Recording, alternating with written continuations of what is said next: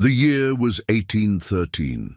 As twilight descended over the rolling plains of the Dakota Territory, painting the vast sky in hues of amber and violet, a haunting melody drifted through the river valley.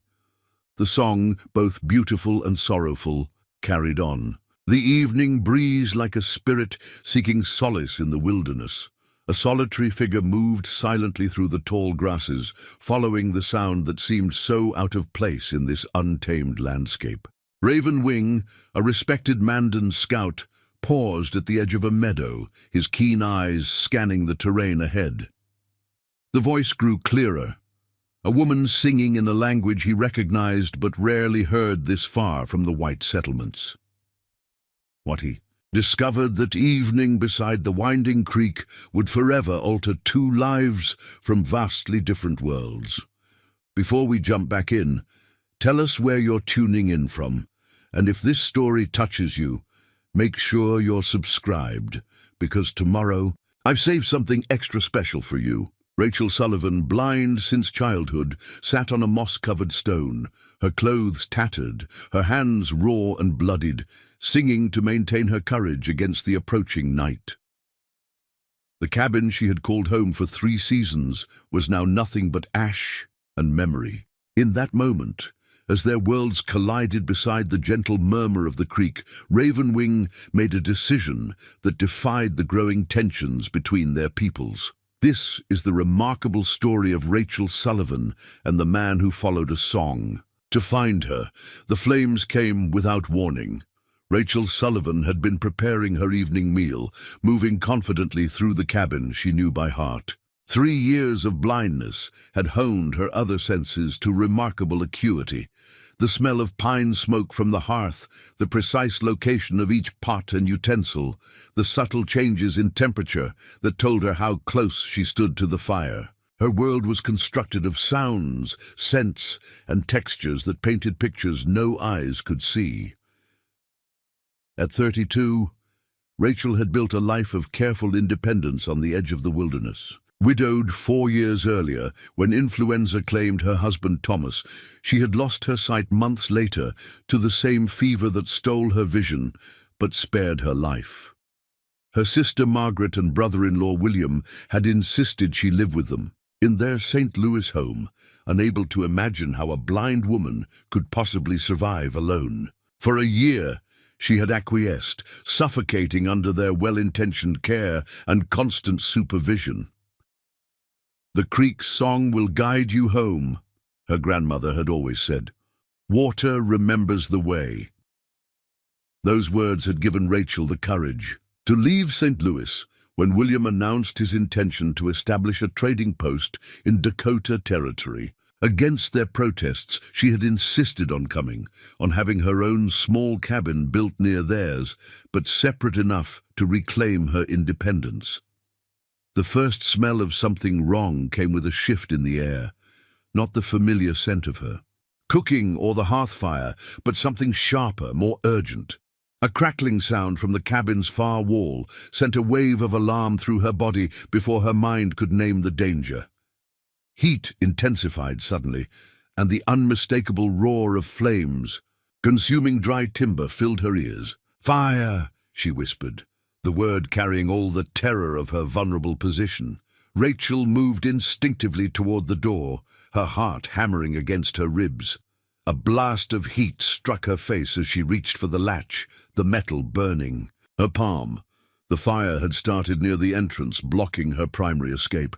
Smoke filled her lungs, sending her into a fit of coughing that threatened to overcome her. William and Margaret's trading post lay a quarter-mile to the north, but reaching it meant navigating the uneven ground between. A journey she had made, only with assistance. In the chaos of fire and smoke, even her carefully memorized interior of the cabin became treacherous as burning timbers fell around her. Rachel dropped to her knees, where the air remained clearer, her mind racing to form a plan. The rear window, small but large enough for her slight frame. She had opened it countless times to welcome spring breezes. Now it might be her only chance for survival. With practiced movements, Rachel crawled across the plank floor using furniture to orient herself until her hands found the window frame. The glass had already shattered from the heat, but jagged shards remained. She tore strips from her apron, wrapping her hands before clearing the frame. The night air that rushed in carried the blessed coolness of early autumn, a stark contrast to the inferno consuming her home.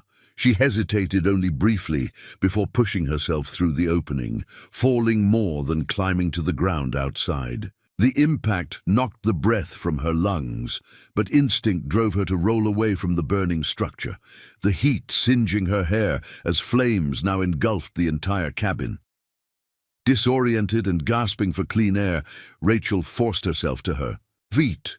The crackle and roar of the fire surrounded her, making it impossible to use sound to orient herself. In desperation, she reached out, turning slowly until the heat felt less intense on her face. Away from the fire, but in which direction? The creek? She murmured, trying to steady her breathing. Find the creek. Since establishing her cabin, Rachel had insisted on learning the path to the creek that flowed 100 yards behind her home. On summer evenings, she would sit beside it, finding comfort in the constant murmur of water over stone. If she could reach it now, the creek would lead her toward William and Margaret's trading post. Rachel moved cautiously forward, hands extended before her. Each step carried the risk of unseen obstacles, fallen logs, dips in the terrain, the scattered implements that always surrounded frontier dwellings. The smell of burning pine and the crackling roar gradually diminished as she put distance between herself and the cabin. When her foot splashed into cold water, relief swept through her with such force that her knees nearly buckled.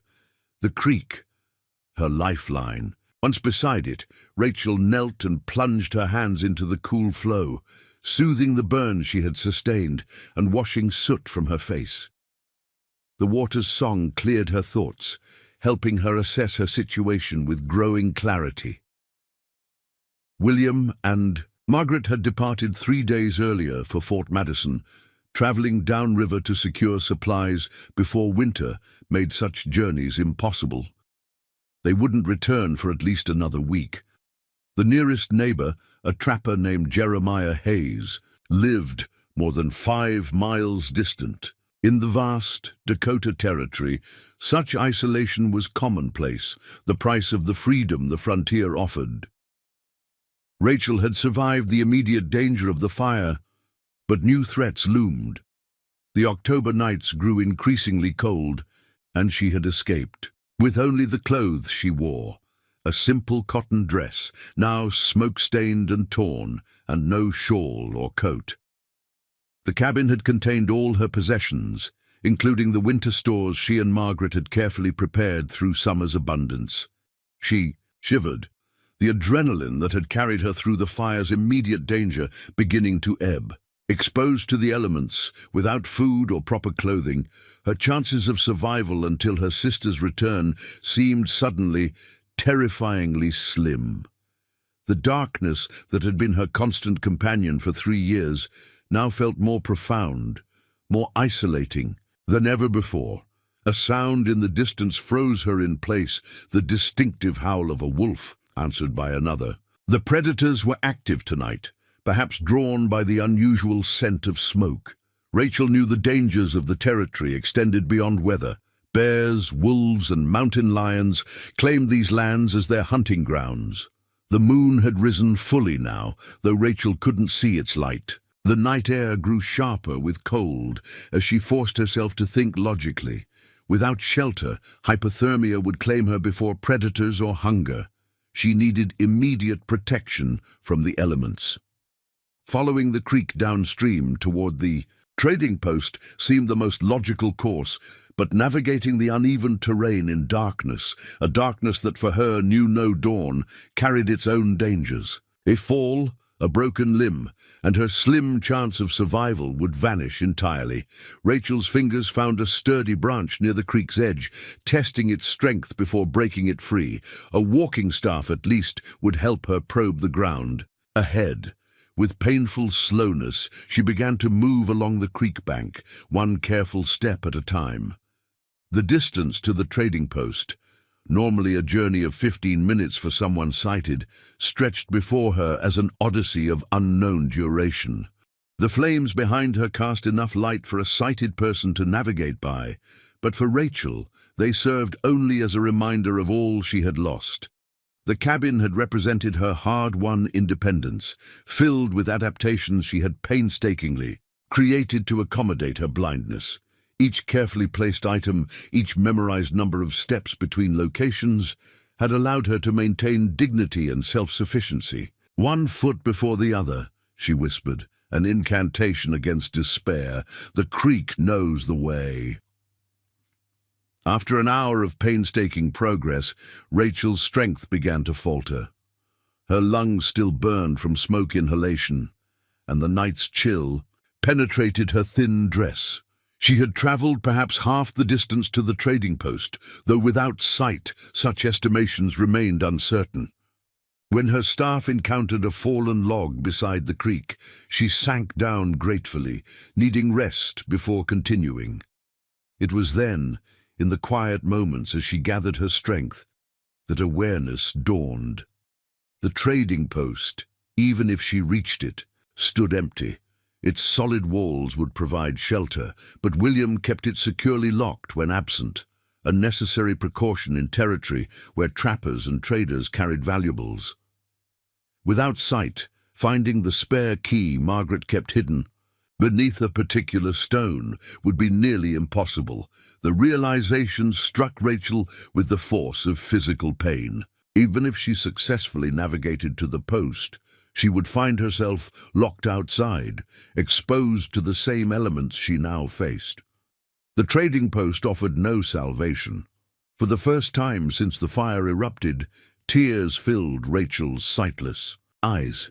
In the face of this new understanding, her carefully constructed courage threatened to crumble. She pressed her palms against rough tree bark, using the sensation to anchor herself against rising panic. "Think," she commanded herself. "Think clearly." The creek continued its steady murmur beside her, a constant in the shifting landscape of her crisis. Rachel's mind turned to the lessons her father had taught her as a child, before fever took him to an early grave. A surveyor who had mapped territories from Pennsylvania to Missouri, he had insisted his daughters learn basic wilderness survival. Water, shelter, fire, his voice echoed in her memory. In that order, she had water, shelter next, but where? Without sight to locate suitable materials or terrain, constructing even the simplest lean-to presented challenges she wasn't certain she could overcome. As if in answer to her unspoken question, the breeze shifted, carrying a new scent. Mustier, earthier than the surrounding forest. Rachel tilted her head, inhaling deeply to capture the elusive aroma. Understanding bloomed slowly, not a scent of the living forest, but of its decay. A fallen tree, perhaps, its rotting trunk creating a hollow. Such natural formations often created spaces large enough for small animals to shelter. Might it accommodate a human as well? The possibility renewed Rachel's determination. She rose stiffly, using her staff to probe in the direction of the scent. 20 careful steps from the creek brought her to its source. Her exploring hands confirmed what her nose had suggested. A massive cottonwood, felled perhaps years earlier by lightning or wind, its massive trunk partially hollowed by rot and insect activity. The opening felt large enough for her to crawl inside, the interior dry despite its proximity to the creek. Relief washed through Rachel as she explored the natural shelter. Not ideal, but sufficient to protect her from wind and potential predators through the night. Tomorrow would bring new challenges, but for now she had met the most immediate need. Crawling inside the hollow trunk, Rachel arranged herself as comfortably as possible on the dry inner surface. The space confined but secure, she allowed exhaustion to claim her at last. Her last conscious thought before drifting into fitful sleep was of the fire that had devoured her home. how quickly security could transform to ash, how tenuous the boundary between safety and peril. Dawn arrived without visual cues for Rachel, but the morning chill penetrated her makeshift shelter, rousing her from uneasy slumber. Every muscle protested as she carefully extracted herself from the hollow log. Her throat felt raw from smoke, her hands painful with burns and scratches. Hunger gnawed at her stomach, reminding her that she had eaten nothing since midday yesterday. The creek's song drew her back to its banks. Rachel knelt, drinking deeply of the cold, clear water. It soothed her throat and temporarily quieted the demands of her empty stomach, but she knew water alone wouldn't sustain her long. Food and more permanent shelter remained critical needs. Preparing and narrating this story took us a lot of time, so if you are enjoying it, subscribe to our channel. It means a lot to us. Now back to the story. As full awareness returned, Rachel confronted the reality of her situation with growing clarity. William and Margaret wouldn't return for at least a week. The trading post remained inaccessible. Her position was more precarious than she had allowed herself to acknowledge in the chaos of escape. She had survived the night, no small accomplishment given the circumstances. But what of the day ahead, and the next? How long could she endure exposure, hunger, and isolation before her sister's return? A solution formed gradually as Rachel sat beside the creek, listening to its constant flow. The creek didn't just lead to the trading post. It continued beyond, eventually joining the Missouri River. Along its banks lay scattered settlements and trading outposts, distant but not impossibly so. If she followed the water as her grandmother had taught her, might she eventually reach help? The prospect of such a journey terrified and emboldened her simultaneously. To navigate unknown terrain without sight, to face whatever dangers the wilderness held, seemed beyond her capabilities. Yet the alternative, remaining near the burned cabin in hopes of eventual rescue, carried its own deadly risks. Rachel rose, to her feet, decision crystallizing. She would follow the creek downstream beyond the trading post, hoping to encounter trappers, settlers, or native people who might offer assistance. The journey held no guarantees, but movement, purpose, offered better odds than static waiting.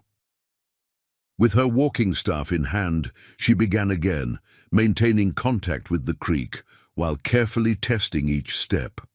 The terrain along the bank varied treacherously, sometimes flat and sandy, other times rocky or choked with underbrush. Each obstacle required patient navigation, her progress frustratingly slow but steadier than the previous night's desperate flight. By what she estimated was mid-morning, hunger had become a constant companion, impossible to ignore. Rachel paused, considering her options. Her father had taught her which plants could safely be eaten, but identifying them required sight she no longer possessed. Berries, roots, even certain leaves might provide sustenance, but distinguishing edible from poisonous remained beyond her abilities. The creek itself offered potential salvation. Fish inhabited these waters. She had caught many herself in happier days when Margaret would describe where to cast her line. Without proper equipment or sight to guide her efforts, fishing seemed equally impossible. As Rachel contemplated these challenges, her sensitive hearing detected movement in the brush nearby, something larger than squirrels or birds. She froze, heart racing as she strained to identify the sound. A deer, perhaps, or something more dangerous. The rustling grew closer, deliberate rather than random. Not a predator's stealthy approach, but neither was it the casual passage of a grazing animal. Rachel gripped her staff tighter, prepared to defend herself if necessary, though against what threat she couldn't determine. A snuffling sound, followed by the distinctive click of hooves on stone, provided the answer. A wild pig, likely a solitary boar, separated from its sounder. Such creatures weren't uncommon in the territory. Descendants of domestic swine escaped from early settlements. They foraged widely, rooting for tubers and grubs along waterways.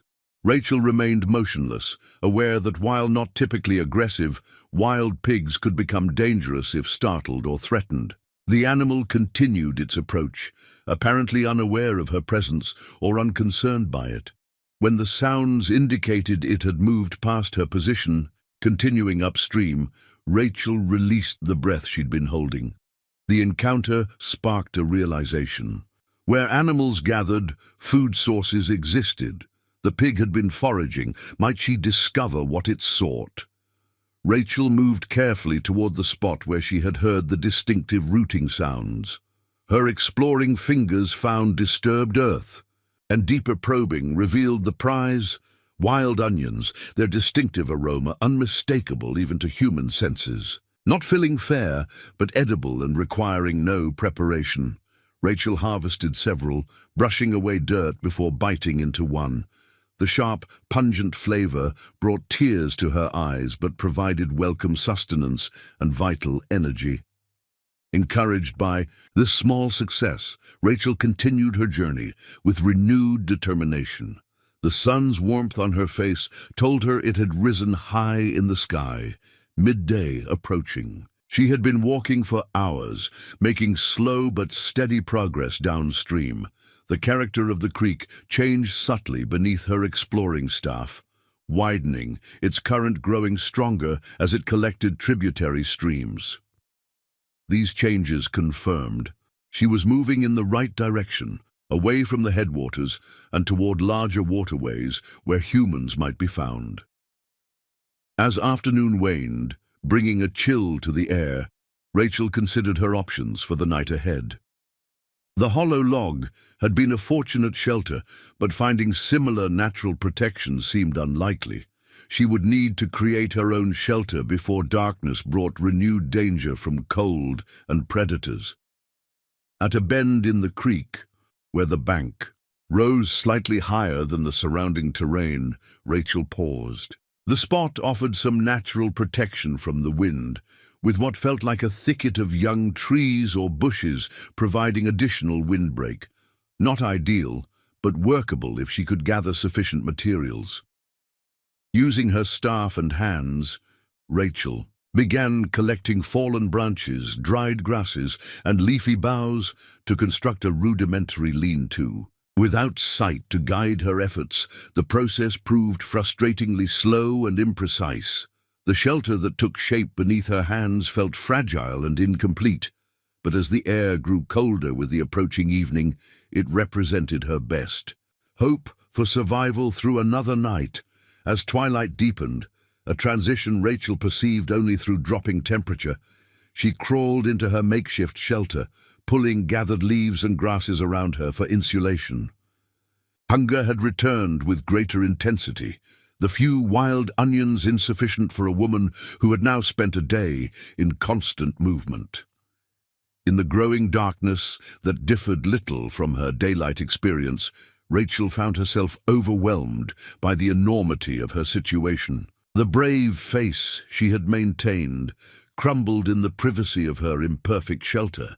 Tears flowed freely now, her body shaking with silent sobs that released the fear and grief she had suppressed through hours of determined struggle.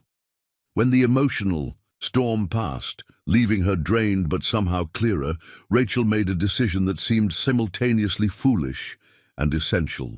In the silence of the wilderness night, she began to sing. The song was one her grandmother had taught her, a simple melody with lyrics that spoke of rivers leading travelers home. Rachel's voice, rough from smoke and emotion, gained strength as the familiar words provided comfort.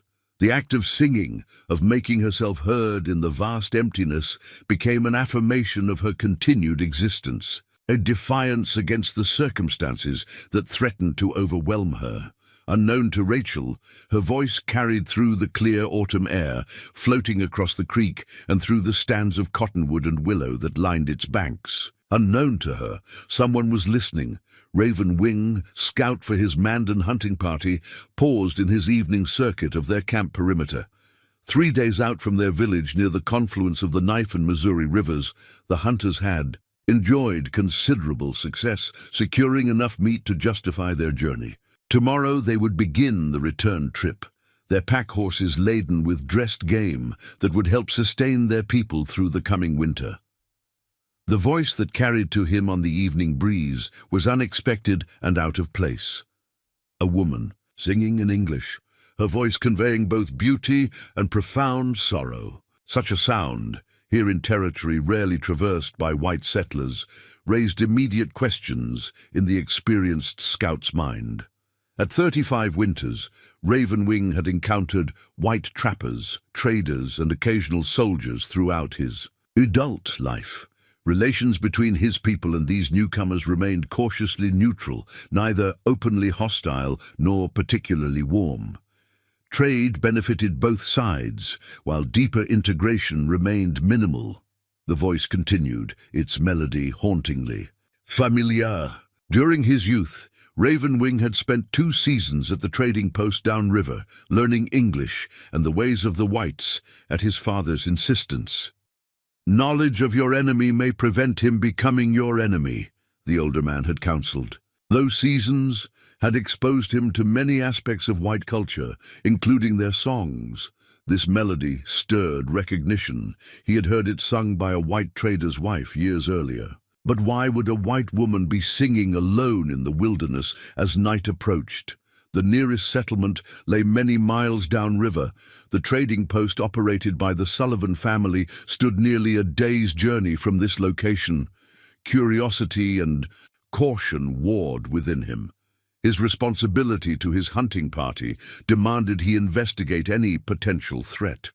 Yet a lone singing woman hardly represented danger to 6 armed Mandan hunters. More likely, the singer herself faced peril, separated somehow from companions or shelter as darkness fell. Decision made, Ravenwing moved silently through the gathering shadows, following the voice that rose and fell with surprising clarity. His moccasined feet found purchase on the uneven ground without disturbing so much as a twig, his movements those of a man perfectly at home in the wilderness. The creek came into view, its surface reflecting the first emerging stars. Beyond it, he detected movement, a small, hunched shape beneath a poorly constructed shelter of branches and leaves. The singing continued, providing perfect cover for his approach. As Ravenwing drew closer, details emerged that deepened the mystery. The woman sat alone, her clothing torn and scorched, her face smudged with what appeared to be soot. No horse or companions were visible, no proper camp established. Most puzzling, she made no move to acknowledge his approach, though he now stood close enough that any alert person would have detected his presence. Only when he deliberately stepped on a dry branch, creating a sharp, cracking sound, did the singing stop abruptly.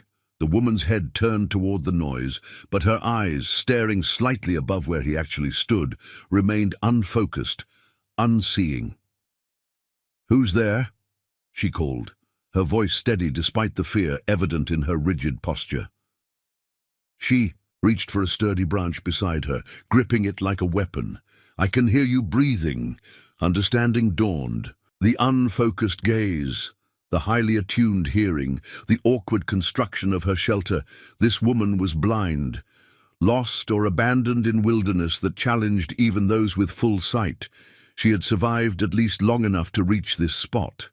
The realization placed Ravenwing at a crossroads of decision. His people had no quarrel with this woman, but neither did they have an obligation to her. Relations between whites and natives grew increasingly strained with each passing season as more settlers pushed westward.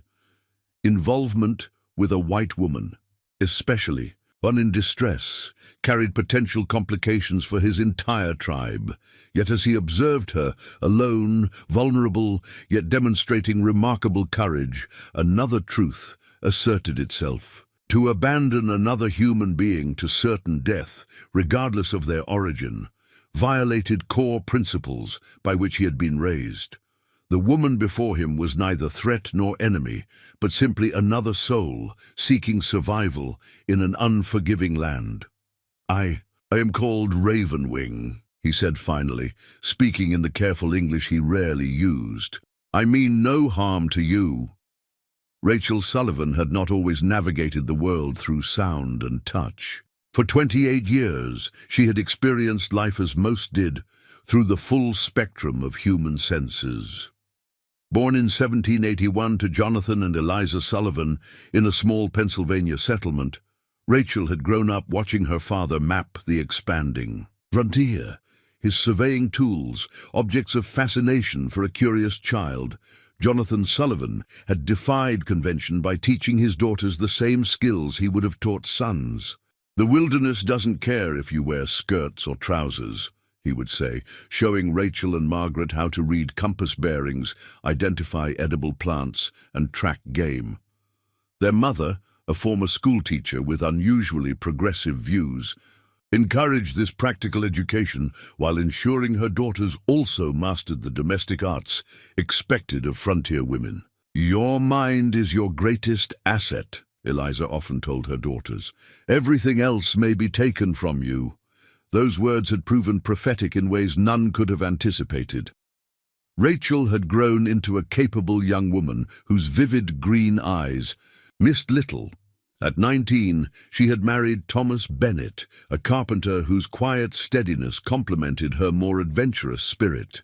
Their shared dream of establishing a life in the expanding Western Territories had led them to join a settler convoy bound for Missouri in 1807.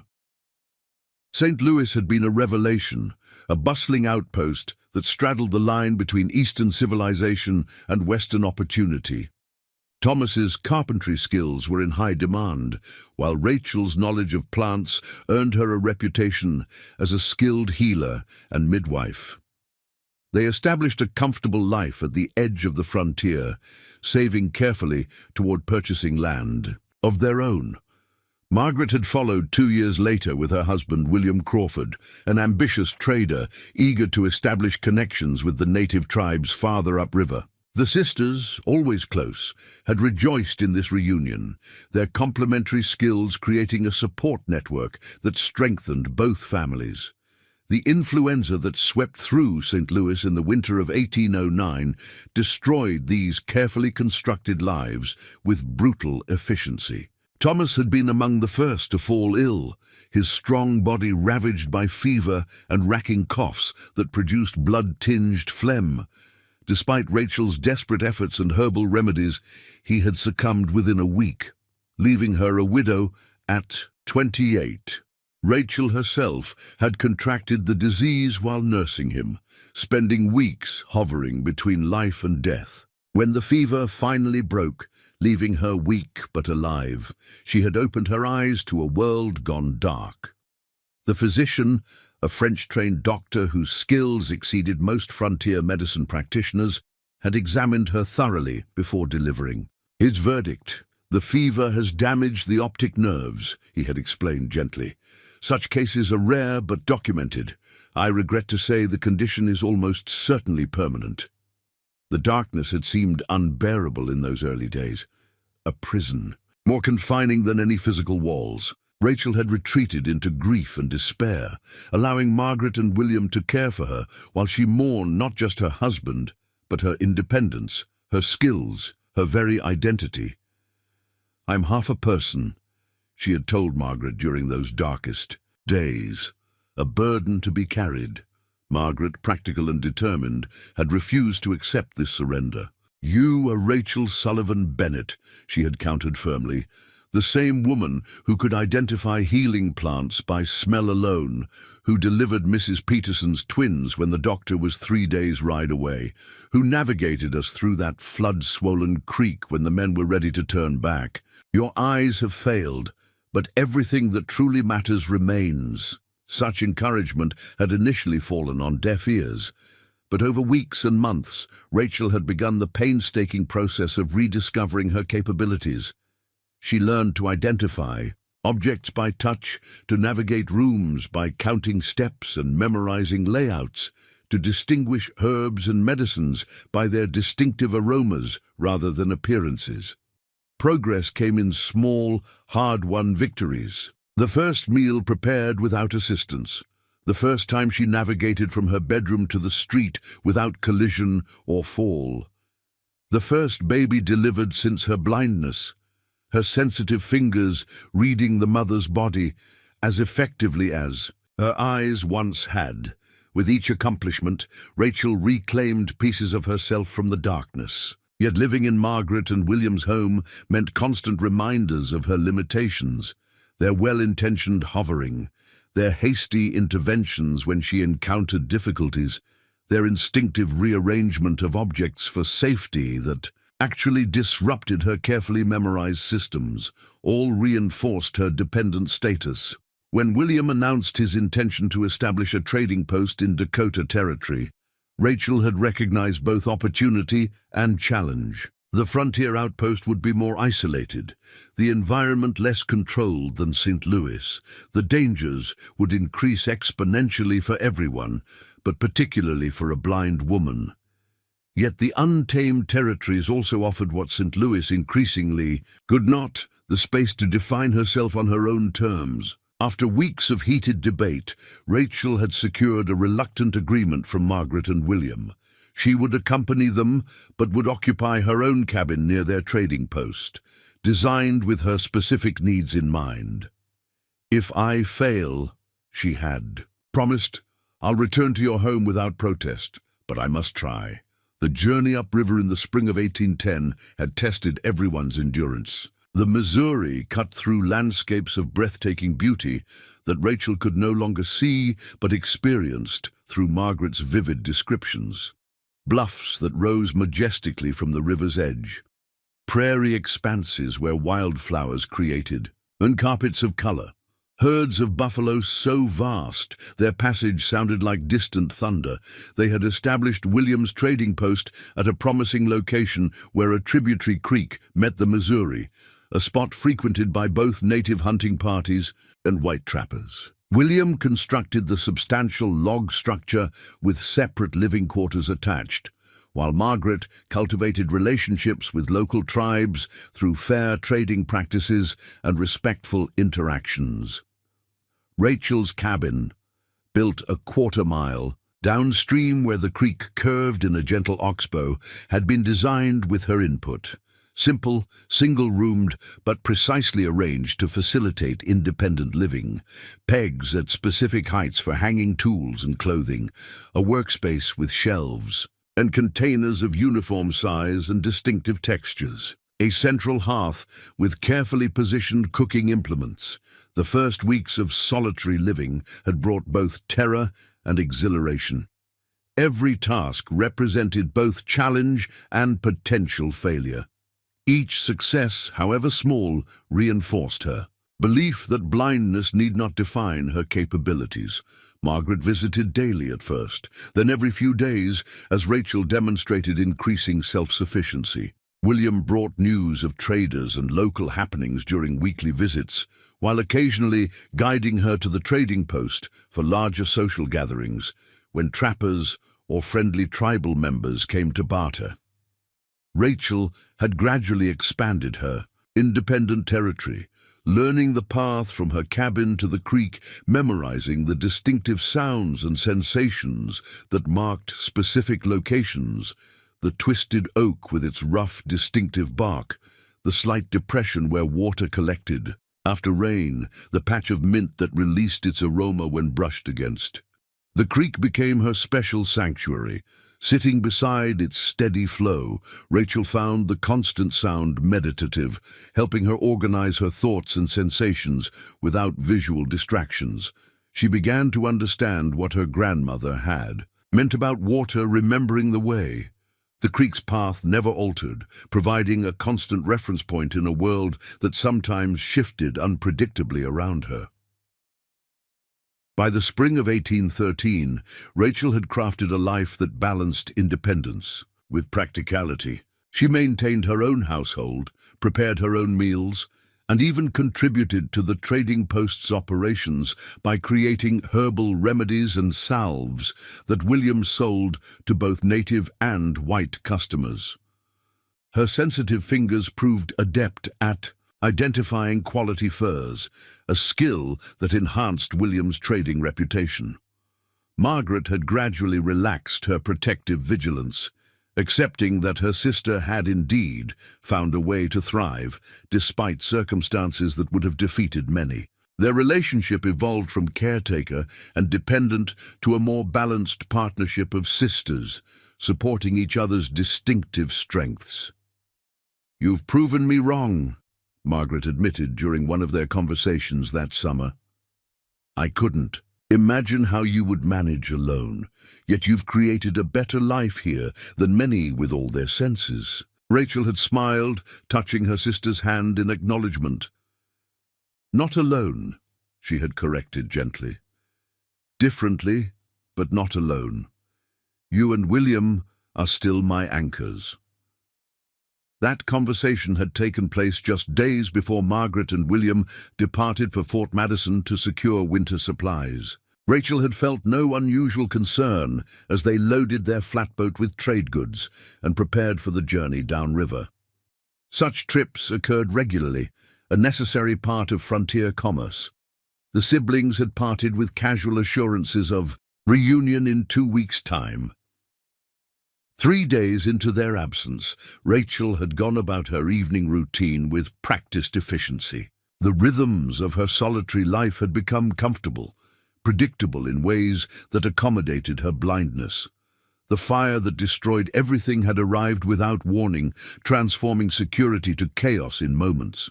Now, as the strange man called, Ravenwing stood before her makeshift shelter. Rachel clutched her improvised weapon tighter. 3 years of blindness had taught her to evaluate people through voice, breathing patterns, and subtle cues that sighted individuals often missed. This man's carefully controlled presence suggested discipline and caution rather than threat. But experience had taught her that danger came in many forms. "You're Mandan," she said, recognizing the tribal affiliation from William's descriptions of the various peoples who frequented the trading post. "From the north." "Yes." The single word carried surprise at her knowledge. "How do you know this?" Rachel maintained her defensive posture, but allowed her staff to lower slightly. "My brother-in-law trades with your people sometimes. He describes everyone he meets. It helps me create pictures in my mind." A moment of silence followed, during which Rachel sensed the man studying her more carefully. His breathing remained steady, controlled, suggesting he was evaluating rather than preparing aggression. "You are from the trading post," he said finally. "Crawford's wife's sister." The acknowledgement of her connection to William startled Rachel. "You know my brother-in-law?" "All who trade along the Missouri know Crawford," came the measured response. "Fair man, good speaker." A brief pause. "But the trading post is not here. You are far from safety, blind woman." The blunt assessment might have offended Rachel under different circumstances. Now it simply confirmed her own evaluation of her precarious situation. "There was a fire," she explained, the words inadequate to convey the terror and loss she had experienced. "My cabin burned yesterday evening. I followed the creek, hoping to find help." Another silence, longer this time. When Ravenwing spoke, again, his tone had shifted subtly, practical concern replacing cautious assessment. "You are injured?" Rachel considered the question, taking inventory of her physical condition. "Burns on my hands, scratches, nothing broken, hungry and cold but alive." "The settlement at Crawford's post. All burned?" "No," Rachel clarified, understanding the potential misinterpretation. "Just my cabin, downstream from the trading post. William and Margaret, my sister, are downriver at Fort Madison for supplies. They won't return for days." Something in Ravenwing's breathing suggested he was coming to a decision. Rachel waited, acutely aware of her vulnerability, but unwilling. To plead for assistance she couldn't be certain would be offered. "A hunting camp is nearby," he said finally. "Food, fire, safer than this poor shelter." The offer, presented without embellishment, represented survival, Yet Rachel hesitated, weighing unknown dangers against certain hardship. William had always spoken respectfully of the Mandan, describing them as more settled than nomadic tribes, skilled farmers as well as hunters, generally peaceful in their dealings with whites. But tribal politics were complex, alliances shifting. A lone white woman in a Mandan hunting camp represented an unusual situation with unpredictable outcomes. "Why? Would you help me?" she asked directly. The question seemed to surprise Ravenwing, for his breath caught briefly before he answered. "Cold night comes. Wolves hunt these woods. You die here alone." The simple statement of fact hung between them before he added, "Mandan do not leave helpless to die, even those not of our people." Rachel considered her options, such as they were. Remain in her inadequate shelter, continuing her struggle alone against cold, hunger, and predators, or accept help from this man who knew William and offered assistance without obvious ulterior motive. "I would be grateful for food and better shelter," she said finally, decision made. "But I cannot see to follow you easily through unfamiliar terrain." "I will guide you," Ravenwing replied, his tone suggesting the solution was obvious. "Our camp lies across the creek, not far. Can you walk more today?" Rachel nodded, using her staff to push herself upright. 3 years of proving her capabilities, despite blindness, had instilled a fierce determination to demonstrate competence rather than helplessness. "Lead, and I will follow." A momentary hesitation preceded Ravenwing's next words. "I must touch your arm to guide. Is this permitted?" The caution in the question revealed cultural sensitivity Rachel hadn't expected. Many whites would have simply grabbed her without consideration, assuming her blindness equated to overall helplessness. This deliberate request for permission suggested respect she had rarely encountered outside her immediate family. "Yes," she agreed, extending her arm slightly. "I would appreciate your guidance." Strong fingers closed around her upper arm, the grip firm but not painful. "Creek first," Ravenwing explained. "Water cold but not deep. 3 steps across at this point."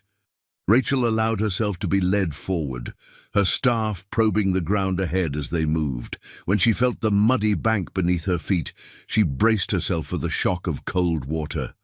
The creek, which had served as her lifeline since the fire, now presented a final obstacle before reaching potential safety. "Step now," Ravenwing instructed. "Slowly." The water swirled around Rachel's ankles, then calves as they entered the creek. The October chill sent shocks of cold through her already exhausted body, but she pressed forward, focusing on maintaining her balance on the slippery creek bed. "Second step deeper," her guide warned. "Water to knees." True to his word, the next step submerged her legs nearly to mid-thigh, the current tugging at her sodden skirts. Rachel's free hand instinctively clutched at Ravenwing's arm for additional stability. "Last step, then up," he directed calmly. "Ready?" With a determined nod, Rachel took the final step through the deepest part of the crossing, then felt the creek bed rising beneath her feet as they approached the opposite bank. Ravenwing's steady support never wavered as he helped her climb the slippery bank to dry ground beyond. "Good," he said simply when they stood on solid earth once more. No excessive praise or surprise at her accomplishment, just straightforward acknowledgement. Rachel found this matter-of-fact approach oddly comforting, a recognition of capability rather than an expectation of helplessness.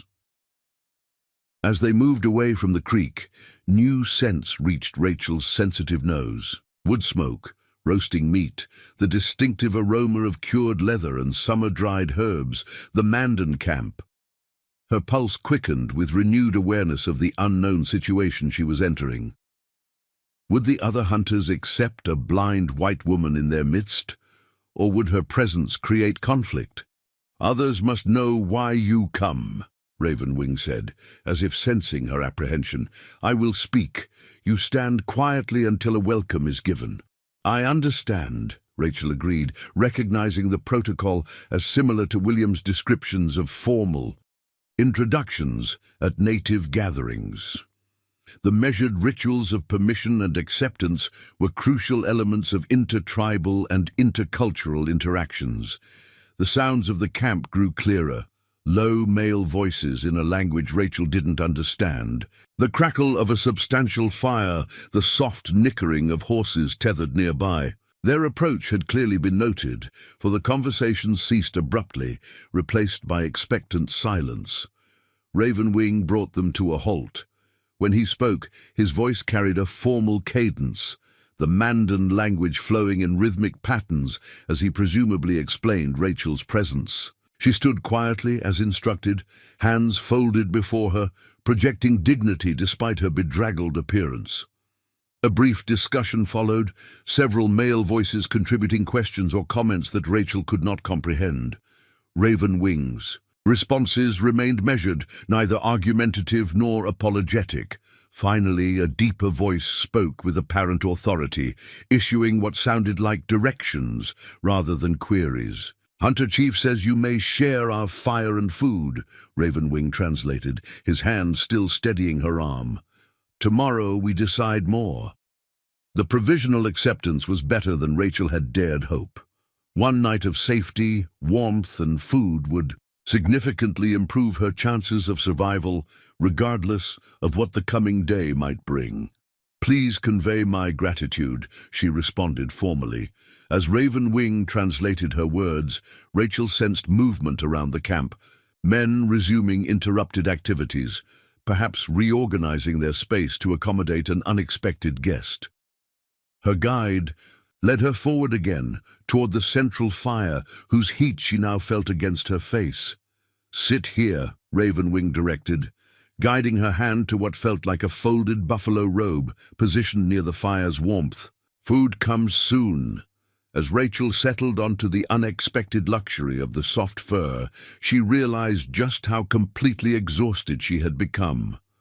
The past 24 hours had demanded resources of strength and courage she hadn't known she possessed. Now, in the relative safety of the Mandan camp, the full impact of her ordeal began to register in trembling limbs and the threatened collapse of her carefully maintained composure. "Thank you," she said quietly, the simple phrase encompassing far more than gratitude for a place by the fire. "I would not have survived another night alone." "The creek brought you to where help waited," Ravenwing responded, his English deliberate but fluent. "Water remembers the way." Rachel's breath caught at the phrase that echoed her grandmother's teaching so precisely. Before she could question this surprising connection, footsteps approached, and a new voice spoke briefly in Mandan. "Tall. Oak brings meat and water," Ravenwing translated. "Eat slowly.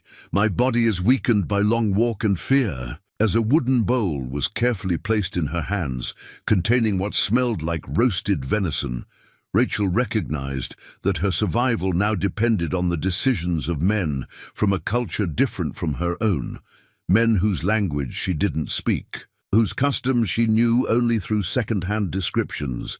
Yet the simple human kindness of food and shelter transcended these differences, creating a tenuous bridge between worlds that rarely intersected with such intimacy.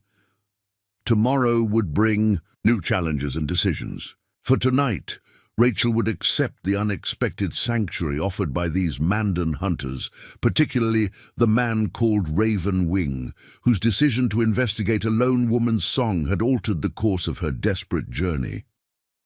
Dawn in the Mandan hunting camp arrived with a cacophony of sounds that Rachel processed through the filter of her heightened senses. The soft murmur of men preparing for the day's activities, the distinctive snorts and shuffling of horses being tended, the crackling of the rekindled central fire, and the rhythmic scraping of stone on metal as someone sharpened a blade. She had slept deeply despite her unfamiliar surroundings, exhaustion overwhelming caution. The buffalo robe beneath her and the lighter fur someone had draped over her during the night had provided more comfort than she had experienced since fleeing her burning cabin. Now, as awareness returned fully, Rachel took stock of her condition. The burns on her hands throbbed less painfully. Hunger remained, but the venison provided the previous evening had relieved the worst emptiness. Most significantly, she had survived the night, an outcome that had seemed improbable during her desperate journey along the creek. Footsteps approached, the distinctive pattern identifying Ravenwing before he spoke. "Water," he said simply, pressing a wooden cup into her hands. "And meat for morning eating. Hunter Chief wishes to speak with you when ready." Rachel accepted both offerings gratefully. "Please tell him I'm ready now. I've imposed on your hospitality already." After a brief pause, Ravenwing replied, "First eat, then wash your face and hands. Creek water heated by fire. I will bring it when you finish the food." The consideration surprised Rachel.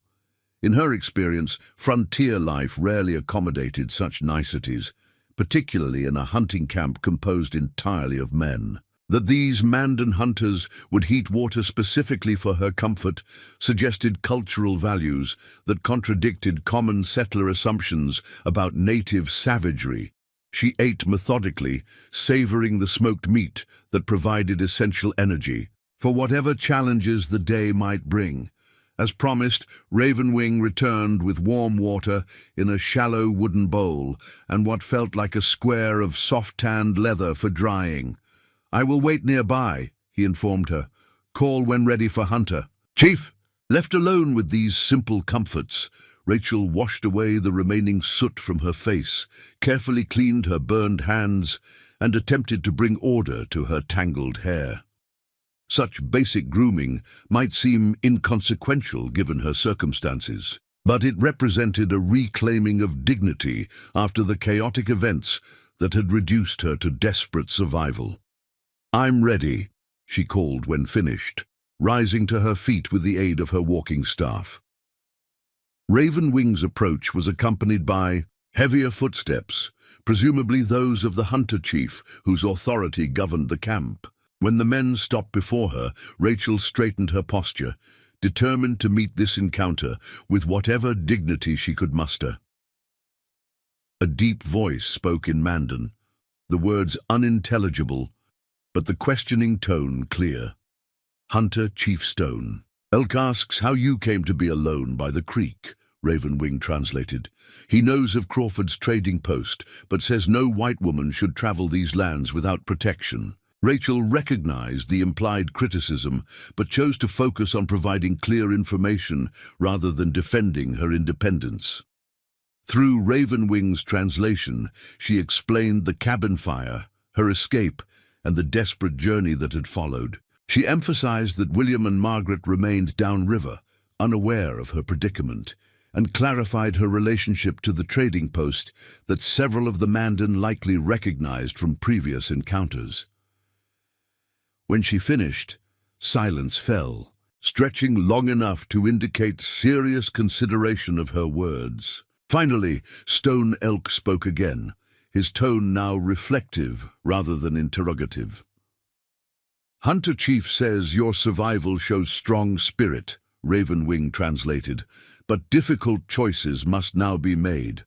Our hunting party returns to Mandan village tomorrow, many days' journey north. Crawford's trading post lies empty until your family returns."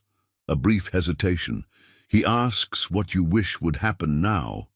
The question laid bare the precarious nature of Rachel's situation. Without shelter, supplies, or the ability to see potential dangers, surviving alone until Margaret and William's return seemed nearly impossible. Yet traveling days northward to a Mandan village presented its own uncertainties. She would be the only white person in an unfamiliar community, dependent entirely on the goodwill of people whose language she couldn't speak. "How far is the nearest white settlement?" she asked, seeking to understand all options. After Ravenwing translated this question, Stone Elk's answer came with grave certainty. He says the nearest whites are at Fort Manuel, 3 days south of Missouri. Dangerous journey. Sioux hunting parties active in that territory, Ravenwing explained. Not a good path for blind woman with no guide. Rachel considered this assessment, recognizing its accuracy.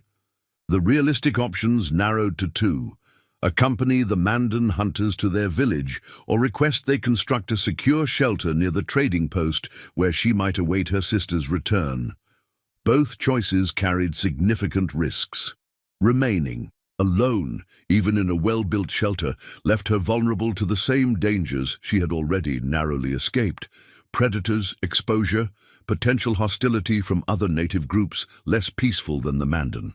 Yet traveling to an unfamiliar native village meant placing herself entirely at the mercy of people whose customs and language remained largely unknown to her. "If I were to travel with you to your village," she ventured, "would there be a way for my sister to learn where I've gone? She'll be frantic when she returns to find my cabin destroyed and no sign of me." After translation and response, Ravenwing conveyed Stone Elk's answer: "2 hunters can return to the trading post after delivering you to our village. Leave a message for Crawford. When river ice melts in spring, Mandan traders will bring you back if you wish." The proposal was both generous and practical. It addressed Rachel's immediate survival needs, while providing reassurance that her disappearance wouldn't leave her family searching endlessly for her fate. Yet the timeline, remaining with the Mandan until spring, meant months among strangers. Navigating an unfamiliar culture without sight to guide her. "Your village, are there others like me there?" she asked, uncertain how to phrase the question more precisely. When translated, her query prompted a brief consultation between Stone Elk and another man whose voice Rachel hadn't previously heard. Finally, Ravenwing provided their response. "No. Blind people in the village now," he translated. "But medicine woman Cloud Blossom sometimes loses sight when spirits speak through her. She understands darkness." A pause, then additional information. "No white people in the village, but trading brings many to our gates. Not complete strangers." Rachel absorbed this information, weighing her limited options against the very real possibility of death if she made the wrong choice.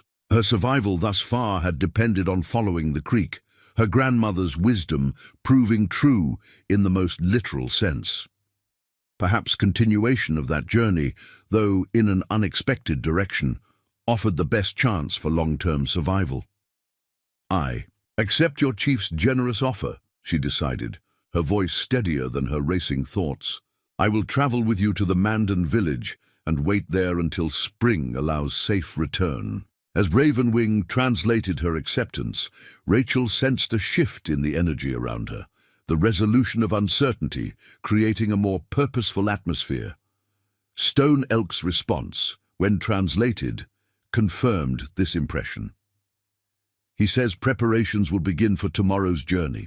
"You will ride with Switchgrass, youngest hunter, who has the gentlest horse. Today you rest, regain strength." With that practical statement, the immediate crisis of Rachel's survival found tentative resolution.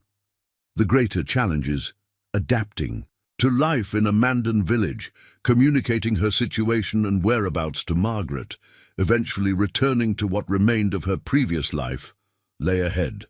But for this moment, the path forward had clarified from desperate uncertainty to manageable next steps. As Stone Elk departed to oversee the hunting party's preparations, Rachel found herself alone with Ravenwing once more. The questions that had simmered beneath more urgent concerns now surfaced.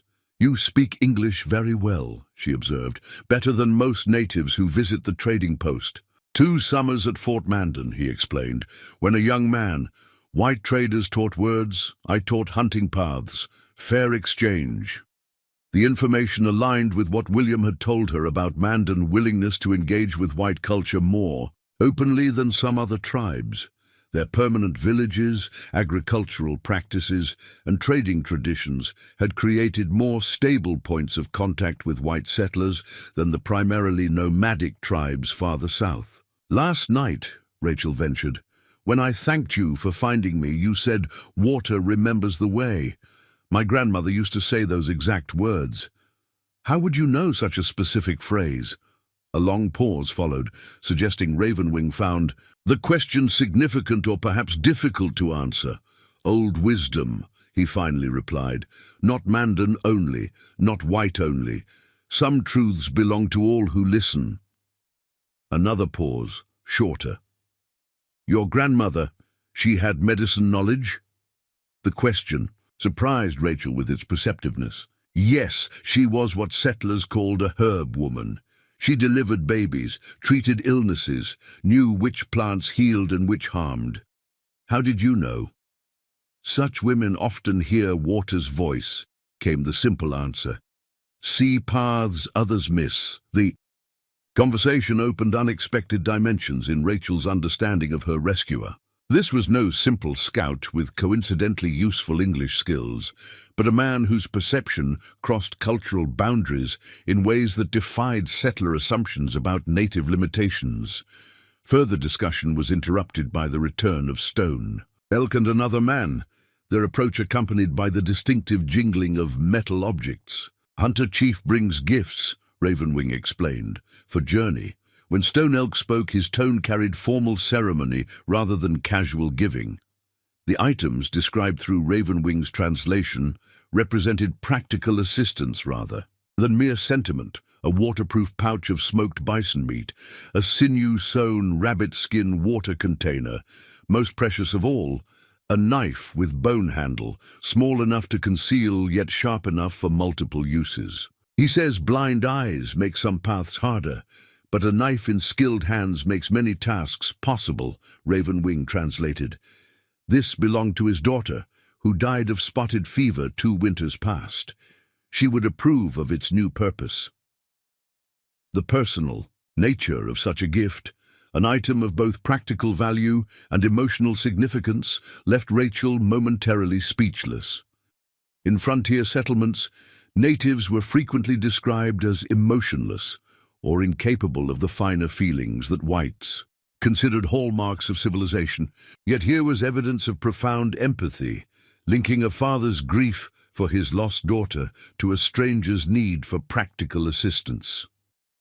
"Please tell your chief I am deeply honored," Rachel finally managed, her voice thick with unexpected emotion. "I will use his daughter's knife with respect for her memory."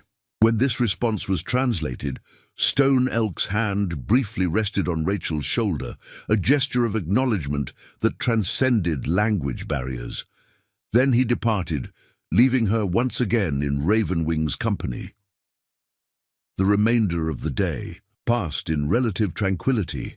The Mandan hunters continued their preparations for the journey north, cleaning and packing the substantial game they had acquired during their expedition. Occasional visitors approached Rachel's position by the central fire, offering food or water, some attempting simple English phrases that suggested previous trading interactions with whites. Through Ravenwing's periodic translations, Rachel learned more about the journey ahead. The hunting party had traveled 6 days south from their village near the confluence of the Knife and Missouri rivers. The return journey might take longer, as they would be burdened with meat and hides, and now accompanied by a person who required additional consideration. "Cold comes soon," Ravenwing explained. "First snow, perhaps, before we reach village. Furs will keep you warm, but days on horseback will be difficult." Rachel appreciated his honesty rather than false reassurance. "I've ridden before, though not since losing my sight. I'll manage."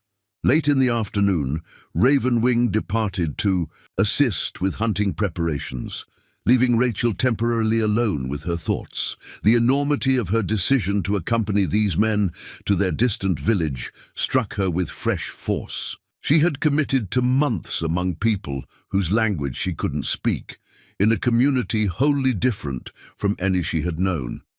Yet the alternative, likely death from exposure, starvation, or predators before Margaret and William returned, offered no real choice at all. She had survived the cabin fire and the desperate journey along the creek that followed. Now circumstances demanded adaptation to yet another unexpected turn in her life's path.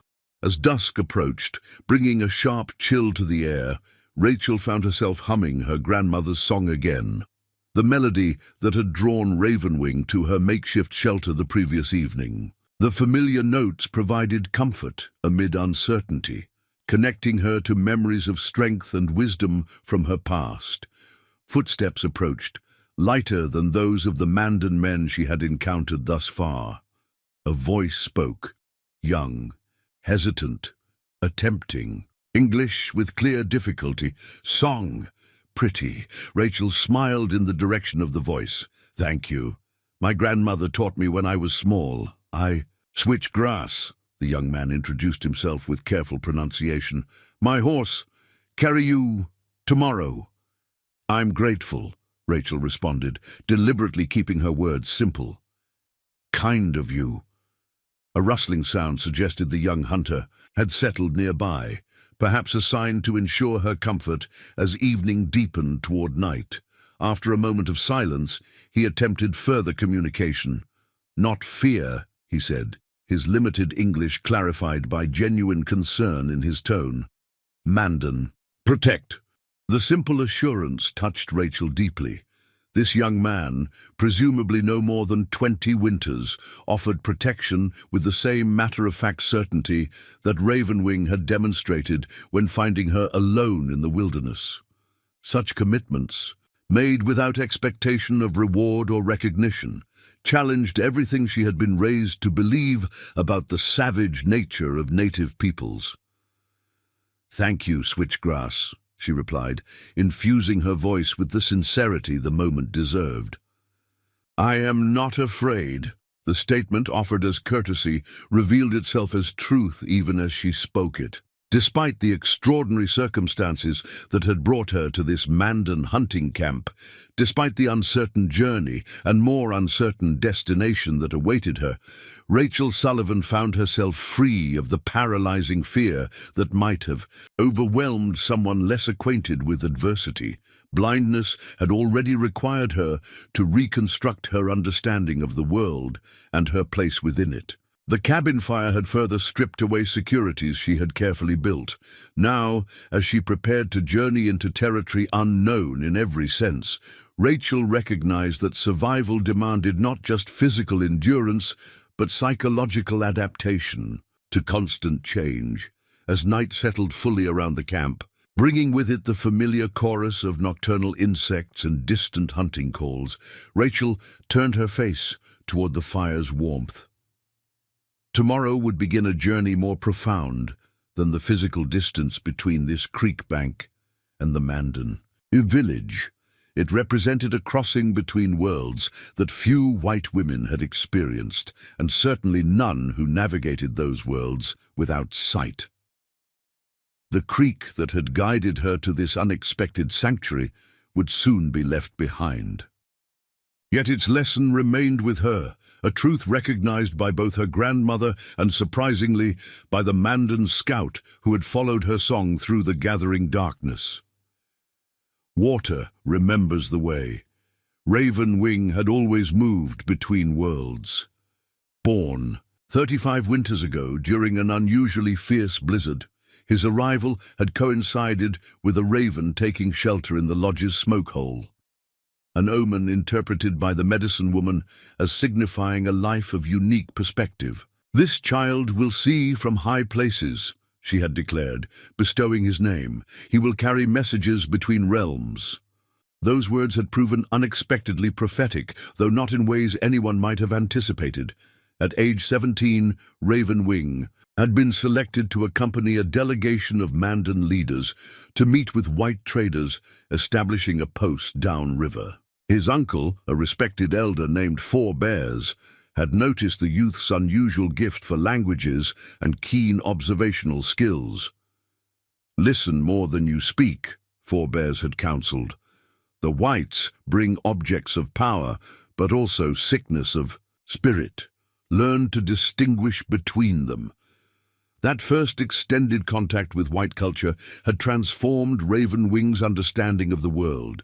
For 2 full seasons, he had lived among the traders, absorbing their language, studying their customs, observing their strengths and revealing weaknesses. The experience had marked him permanently, creating a bridge in his mind between Mandan perspectives and white priorities. Unlike some young men who returned from such interactions either enamored with white ways or burning with resentment toward the encroaching settlers, Ravenwing had maintained a balanced evaluation. He recognized the practical value of certain trade goods, metal tools, woven cloth, glass beads that required no laborious porcupine quill preparation. Yet he also perceived the spiritual emptiness that drove many whites to accumulate possessions beyond practical need, to claim exclusive ownership of land that should belong to all creatures. This capacity for seeing multiple perspectives had occasionally isolated him within his own community. Fellow hunters sometimes joked that Ravenwing carried white man's thoughts beneath his black hair. Village elders consulted him on dealings with traders, but watched carefully for signs that his loyalty might have shifted. Only his proven skill as a hunter and scout, demonstrated repeatedly on expeditions that brought abundant meat to the village, had firmly established his place in the Mandan world. Now, as dawn broke on the day of departure from the hunting camp, Ravenwing found himself once again navigating between cultural territories. The blind white woman represented an unexpected complication to what had been a straightforward hunting expedition. Her presence required adjustments to travel plans, considerations of comfort and safety that went beyond normal concerns, and potential diplomatic implications once they reached the village. Yet he couldn't regret following that haunting melody through the twilight 2 evenings before. The memory of finding her, injured, exhausted, yet maintaining dignity in circumstances that would have broken many stronger men, stirred unexpected admiration. Her song had drawn him not just physically across the creek, but across boundaries. More profound than mere geography. "The horses are prepared," Stone Elk approached, speaking in their native tongue.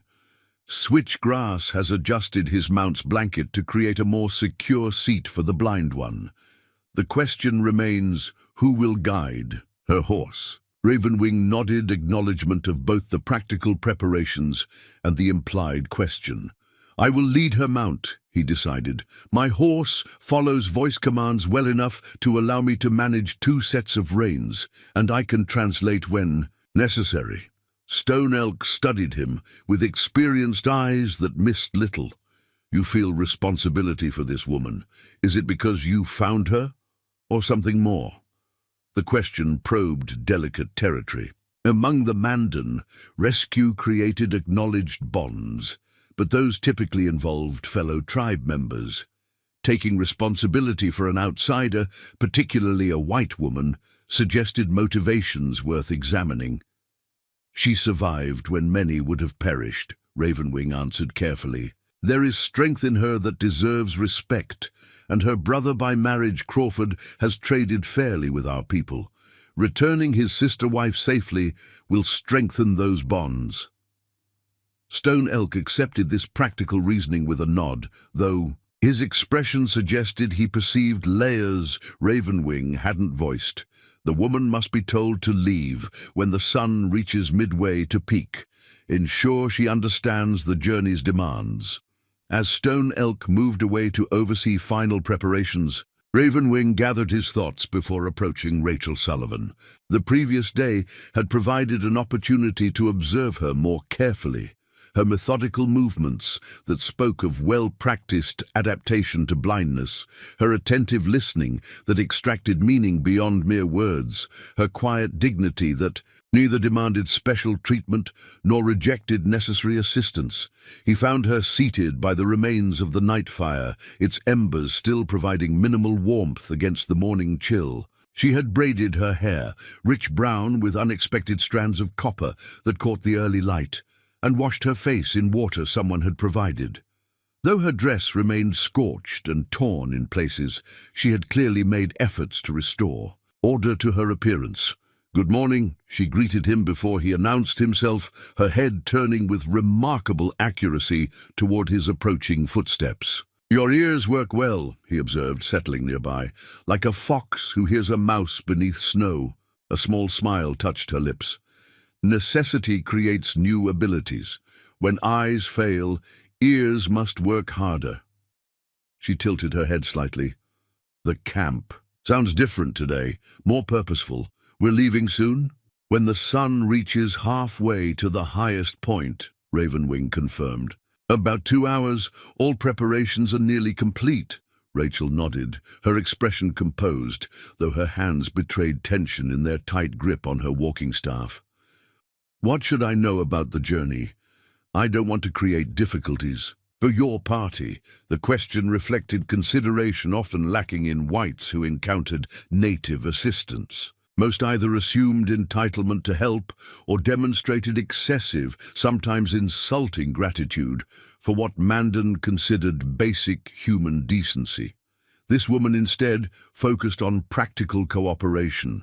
Journey takes 6 days, perhaps 7 with slower pace, Ravenwing explained.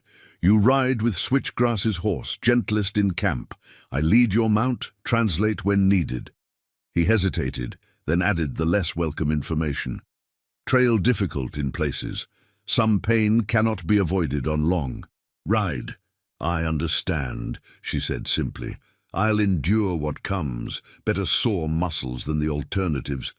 Her matter-of-fact acceptance impressed him.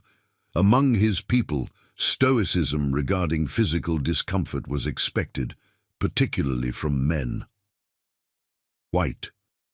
Settlers, he had observed, often complained loudly about minor hardships or injuries. This woman demonstrated resilience more aligned with Mandan values than those of her own culture. "May I ask a question about your village?" Rachel ventured after a moment of silence. "You may ask. I will answer if permitted." "Will my presence create problems? I don't want to bring difficulty to people who've shown me kindness." The question demonstrated awareness of political complexities that Ravenwing hadn't expected. "Some will question," he acknowledged honestly. "Some will welcome trade connections your presence might bring. Medicine Woman will decide your place, until the council determines a more permanent arrangement." Rachel absorbed this information thoughtfully. This Medicine Woman, Cloud Blossom you called her. Stone Elk mentioned she sometimes loses sight when spirits speak through her. What did he mean by that? Ravenwing considered how to explain cultural concepts that whites often dismissed as superstition. Cloud blossoms are seen with inner eyes sometimes. Outer eyes go white, unseeing, while the spirit world opens to her. Different from your blindness, but she understands darkness as a companion, not an enemy. "A visionary," Rachel murmured. "Indigenous cultures throughout the world have such individuals. My grandmother spoke of them with respect." This reference to her grandmother again caught Ravenwing's attention. "Your grandmother, she had medicine knowledge, you said. Was she considered a wise woman among your people?" A complex expression crossed Rachel's face, pride mingled with something like defensiveness. "Some called her that. Others used less respectful terms, which sometimes, though never where my grandfather might hear. She delivered babies, treated illnesses, knew plant medicine that doctors with formal education couldn't explain. Her sightless eyes seemed to look inward at memories. She wasn't afraid of being different." The description aligned with Ravenwing's observations of societal tensions among whites. Their women with healing knowledge often faced suspicion from men who claimed superior understanding based on written learning rather than direct experience with plants and bodies. Such conflicts rarely occurred in Mandan culture, where medicine knowledge in either gender received proper respect. "Your grandmother taught you her knowledge?" he asked, genuinely curious about this connection between Rachel's past and his own cultural frameworks. "Some, though not enough. I was young when she died, 12 summers. Regret colored her voice. "I remembered her songs better than her medicines. The song you heard me singing by the creek was hers. She said it would help me find my way if ever lost. The significance of this revelation settled over Ravenwing like a mantle of understanding. A grandmother's medicine song, carried through years and tragedy, had ultimately drawn help when most desperately needed. Such workings of spirit forces would seem merely coincidental to most whites, but represented recognized patterns to Mandan perception. "Song has power," he said simply, "calls to those meant to hear." Before Rachel could respond, approaching footsteps announced Stone Elk's return. The chief spoke briefly in their native tongue, conveying that final preparations were complete. "And departure imminent, time to prepare for the journey," Ravenwing translated. "I bring proper clothing for travel." When Stone Elk departed, Rachel straightened her posture, mentally preparing for the journey ahead. What did he mean by proper clothing? "Leggings, moccasins, fur cape," Ravenwing explained. "Your dress is too thin for a cold journey, torn. Also, women in camp prepared travel clothes during the night." Rachel's expression registered surprise at this information. "They made clothing for me? Without even meeting me?" "Hospitality requires no introduction," Ravenwing replied, the concept so fundamental to Mandan values that he struggled to explain it as exceptional. "Guest comfort is camp responsibility, not individual choice." He departed briefly, returning with the bundle of clothing prepared by the wives who had accompanied two of the hunters on this expedition. Though they had maintained distance from the white woman, as custom dictated when encountering strangers, they had worked through much of the night to create appropriate garments from available materials. "I cannot see to change clothing," Rachel observed, her hands exploring the soft-tanned leather and fur items Ravenwing placed in her lap. "Is there somewhere private?" "Two women wait behind a large lodge skin," he explained. "They help, if needed, ensure privacy. Follow now, before others return from horse preparations." Rachel allowed him to guide her to where the women waited. Their murmured greetings in Mandan, conveying curiosity mingled with compassion. Ravenwing withdrew to allow them privacy, returning to his own final preparations for the journey north. His personal belongings required little attention.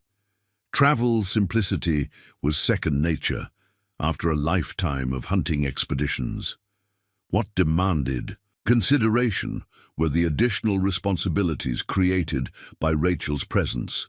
He secured extra water containers, reorganized packs to ensure essential items remained accessible during the journey, and most critically, prepared the mental map of their route with new awareness of potential challenges for a blind traveler. Their path would take them through varied terrain, river-bottom lands where mud might slow their progress, rocky plateaus where careful footing became essential, occasional stream crossings that would frighten an inexperienced rider. Under normal circumstances, the hunting party would push forward from sunrise to sunset, stopping only briefly to rest their mounts. With Rachel among them, more frequent stops would be necessary, extending their journey but reducing the physical toll on someone unused to extended horseback travel. By the time Ravenwing had completed these preparations, Rachel had returned from her session with the women. The transformation was remarkable. Gone was the scorched and tattered dress, replaced by practical leather leggings and a knee-length tunic belted at the waist. Soft-soled moccasins had replaced her impractical cloth shoes, while a fur-lined cape provided protection against the increasingly cold autumn air. Her hair remained neatly braided, but had been wrapped in the Mandan style to prevent tangling during the journey. More significant than these outer changes was the subtle shift in her bearing. Properly clothed for the conditions, Rachel stood straighter, her posture reflecting renewed dignity rather than the desperate survival mode of previous days. "The women were very kind," she said, as Ravenwing approached. "They managed to communicate. Despite the language barrier, one of them, I believe her name sounds like Willow Water, seemed to know some English words. Trader's wife, Ravenwing confirmed. Accompanies husband to Crawford's post sometimes. Learns words to help with exchanges. This connection reinforced the existing trade relationships between Mandan communities and white settlements, relationships that had thus far remained peaceful despite increasing tensions with other tribes in the territory. The women's willingness to assist Rachel, despite her status as stranger and outsider, demonstrated the complex network of intercultural connections that characterize this borderland between established native territories and expanding white settlement. "It's time," Ravenwing said, noting the gathering of hunters near the horses. "Journey begins now."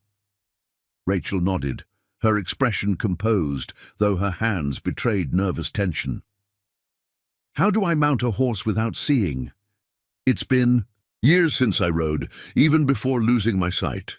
"Switchgrass and I assist," Ravenwing assured her. "Horse chosen for calm spirit, low back. Not difficult if you trust our guidance." Trust, the essential element in this unprecedented situation.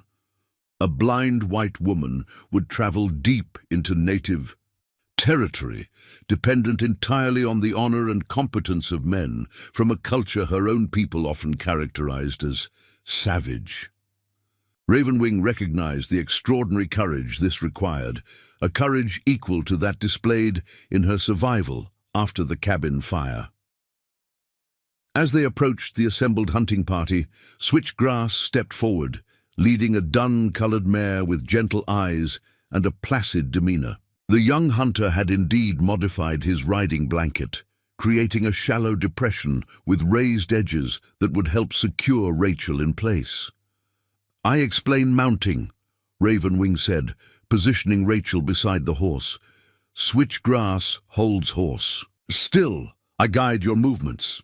With patient care, he described the process, where to place her hands, how to use his cupped hands as a step, when to swing her leg across the horse's back.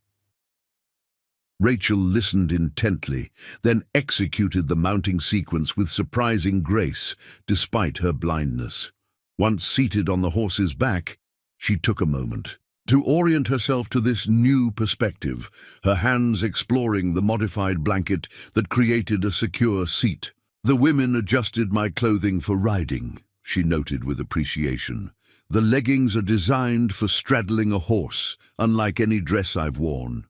Such practical adaptations represented only the most visible accommodations the Mandan had made for their unexpected guest. Less apparent, but equally significant, were the rearrangements of the hunting party's normal procedures, the additional responsibilities assigned to ensure her safety, and the diplomatic considerations that would intensify once they reached the village. As Stone Elk gave the signal for departure, Ravenwing took the lead rope for Rachel's mount, securing it to his own saddle before mounting his sturdy black stallion. The mare followed docilely as their small procession began moving northward, leaving behind the creek where Rachel's song had drawn him across worlds that typically remained separate. The journey ahead would test both their endurance and the fragile, understanding developing between them. For Ravenwing, it represented yet another instance of the path foretold at his birth, carrying messages between realms, translating more than mere words. For Rachel Sullivan, it marked passage into territory, unmapped by any settler's survey, guided by trust in what she could not see. As the hunting camp disappeared behind them, Ravenwing noticed Rachel turning her face toward the morning sun, its warmth a constant in a world transformed by fire and darkness. The gesture seemed to him a reflection of inner strength, seeking external anchors, finding orientation not through sight, but through other senses that remained true, regardless of circumstances. "Ready for a long journey?" he asked, keeping his tone matter-of-fact rather than concerned. Rachel's response carried quiet determination beneath its simplicity. "I'm ready. Lead on." The Dakota Territory unfolded in rolling waves of autumn prairie, as the Mandan hunting party moved steadily northward. For Rachel, deprived of visual landmarks, the journey manifested as a tapestry of sensations. The steady rhythm of hoofbeats, the creaking of leather, the shifting temperature as sun warmed her face, then yielded to cooler shadows. The distinct aromas of sage and sweetgrass crushed beneath the horse's passage. By midday, muscles long unused to riding protested with increasing intensity. Rachel maintained her composure, focusing on the techniques her father had taught for enduring physical discomfort. Controlled breathing, subtle adjustments of position, mental distraction through detailed observation of available sensory information. "River approaches," Ravenwing announced, the first words spoken in nearly an hour. "We stop to rest horses, eat a midday meal." The announcement brought welcome relief. As the party halted and Ravenwing helped her dismount, Rachel's legs nearly buckled, stiffened from hours in the saddle. Strong hands steadied her, neither lingering inappropriately nor withdrawing too quickly once she found her balance. "Sit here," he guided her to what felt like a fallen log. "The river is closed, food comes soon." The constant consideration shown by the hunting party continued to surprise Rachel. These men had no obligation toward her beyond basic human decency, yet they adjusted their normal routines to accommodate her limitations without complaint or apparent resentment. Such behavior contradicted everything settler communities typically believed about native savagery. Footsteps approached, the distinctive pattern identifying switchgrass before he spoke his carefully practiced English. "Water," he said, pressing a container into her hands. "Good drink." "Thank you," Rachel responded with genuine appreciation.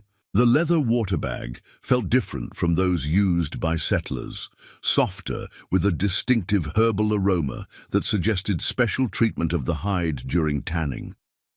After she drank deeply, another set of footsteps announced Stone Elk's approach. Through Ravenwing's translation, the chief inquired about her condition and comfort with formal politeness that suggested ritualized hospitality rather than mere courtesy. "Please assure him I'm managing well," Rachel responded. "The horse he selected for me has a gentle gait, and the modified riding blanket provides good support." When this was translated, Stone Elk's response carried approval. "He says you show hunter spirit, acknowledge the truth of condition without complaint or false strength. This earns respect among Mandan." The observation revealed cultural values that aligned unexpectedly with Rachel's own approach to adversity. Since losing her sight, she had discovered that honest recognition of limitations, paired with determined adaptation, proved more effective than either denial or self-pity. That this philosophy paralleled Mandan wisdom created another bridge across the cultural divide separating them. Food arrived, strips of smoked venison and what Ravenwing identified as pemmican, a concentrated mixture of dried meat, fat and berries that provided substantial energy in compact form. Rachel ate methodically, knowing her body's needs transcended her limited appetite. The journey had only begun, with many challenging days ahead before reaching the Mandan village. "May I ask about your people?" she ventured as their brief rest extended to allow the horses to drink from the river. "William, my brother-in-law, has traded with Mandan, but I know little beyond what he's shared." Ravenwing seemed to consider the request before responding. "What do you wish to know?" "Your village. Is it permanent?"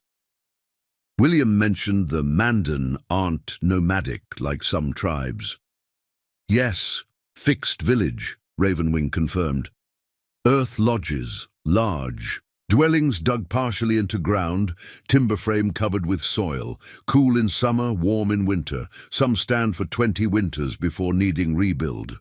The description matched what William had reported, but with details that suggested personal familiarity rather than outsider observation. Rachel absorbed this information, mentally constructing an image of the community toward which they traveled. "And you grow crops." William mentioned extensive gardens. "Women tend fields of corn, beans, squash, sunflowers. Men hunt bison, deer, antelope to complete food needs." Pride entered Ravenwing's voice. Mandan is known as gardeners among all river tribes. Other peoples come to trade for our corn. This agricultural tradition distinguished the Mandan from many plains tribes, whose subsistence depended primarily on following migratory buffalo herds. It explained their more settled lifestyle, and perhaps their greater willingness to engage in trade relationships with white settlers, whose agricultural practices, though different in technique, followed similar principles of land cultivation. The women who helped me this morning, are they unusual in knowing some English, or do many in your village speak the language? Some men learn trade words, enough for bartering furs, negotiating exchanges.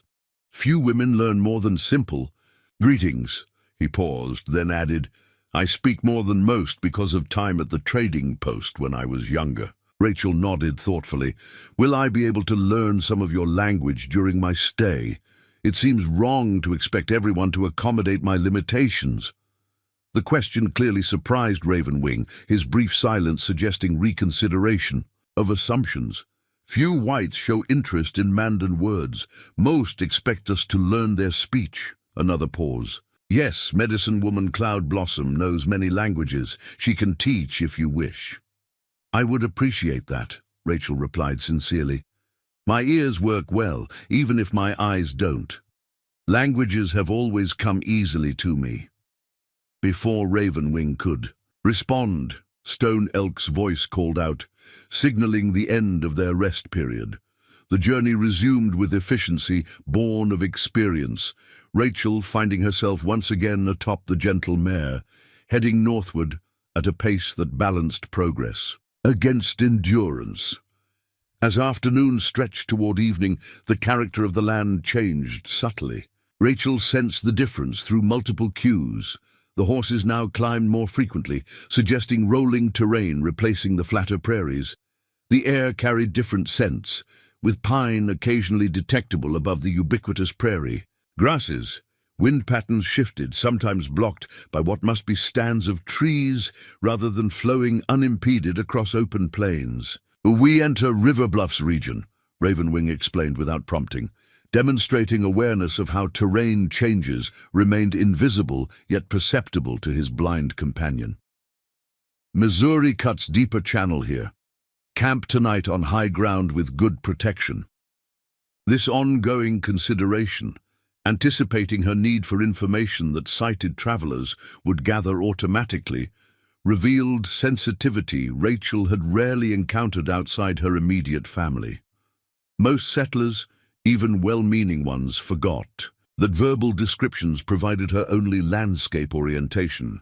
When they finally stopped for the night, the hunting party established camp with practice coordination. Rachel listened attentively, building a mental map of the activity surrounding her, multiple fires being constructed rather than a single communal blaze, horses unsaddled and secured where grazing was available, bedding arranged in what seemed a circular pattern around the perimeters.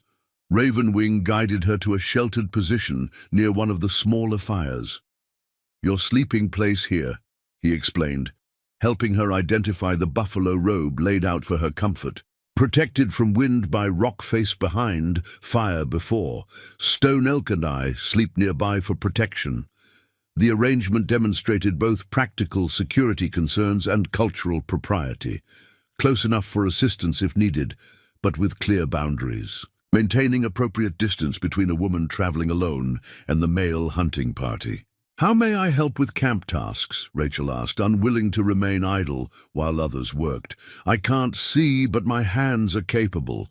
After translation, Stone Elk's response came with what sounded like approval. He says you may help prepare. Evening meal. Willow Water will guide you. The trader's wife approached, her greeting a mixture of Mandan words and heavily accented English. With gentle touches and patient demonstration, she involved Rachel in the food preparation, cleaning and cutting dried meat, adding wild onions and herbs to a small cooking pot, kneading a simple dough of ground corn and water to bake on heated stones beside the fire. The activity provided more than mere occupation.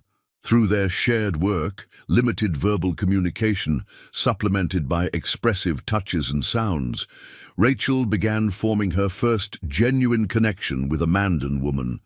Willow Water's initially formal manner gradually warmed as she discovered Rachel's willingness to learn unfamiliar techniques. By the time the meal was ready for distribution, something akin to camaraderie had developed between them.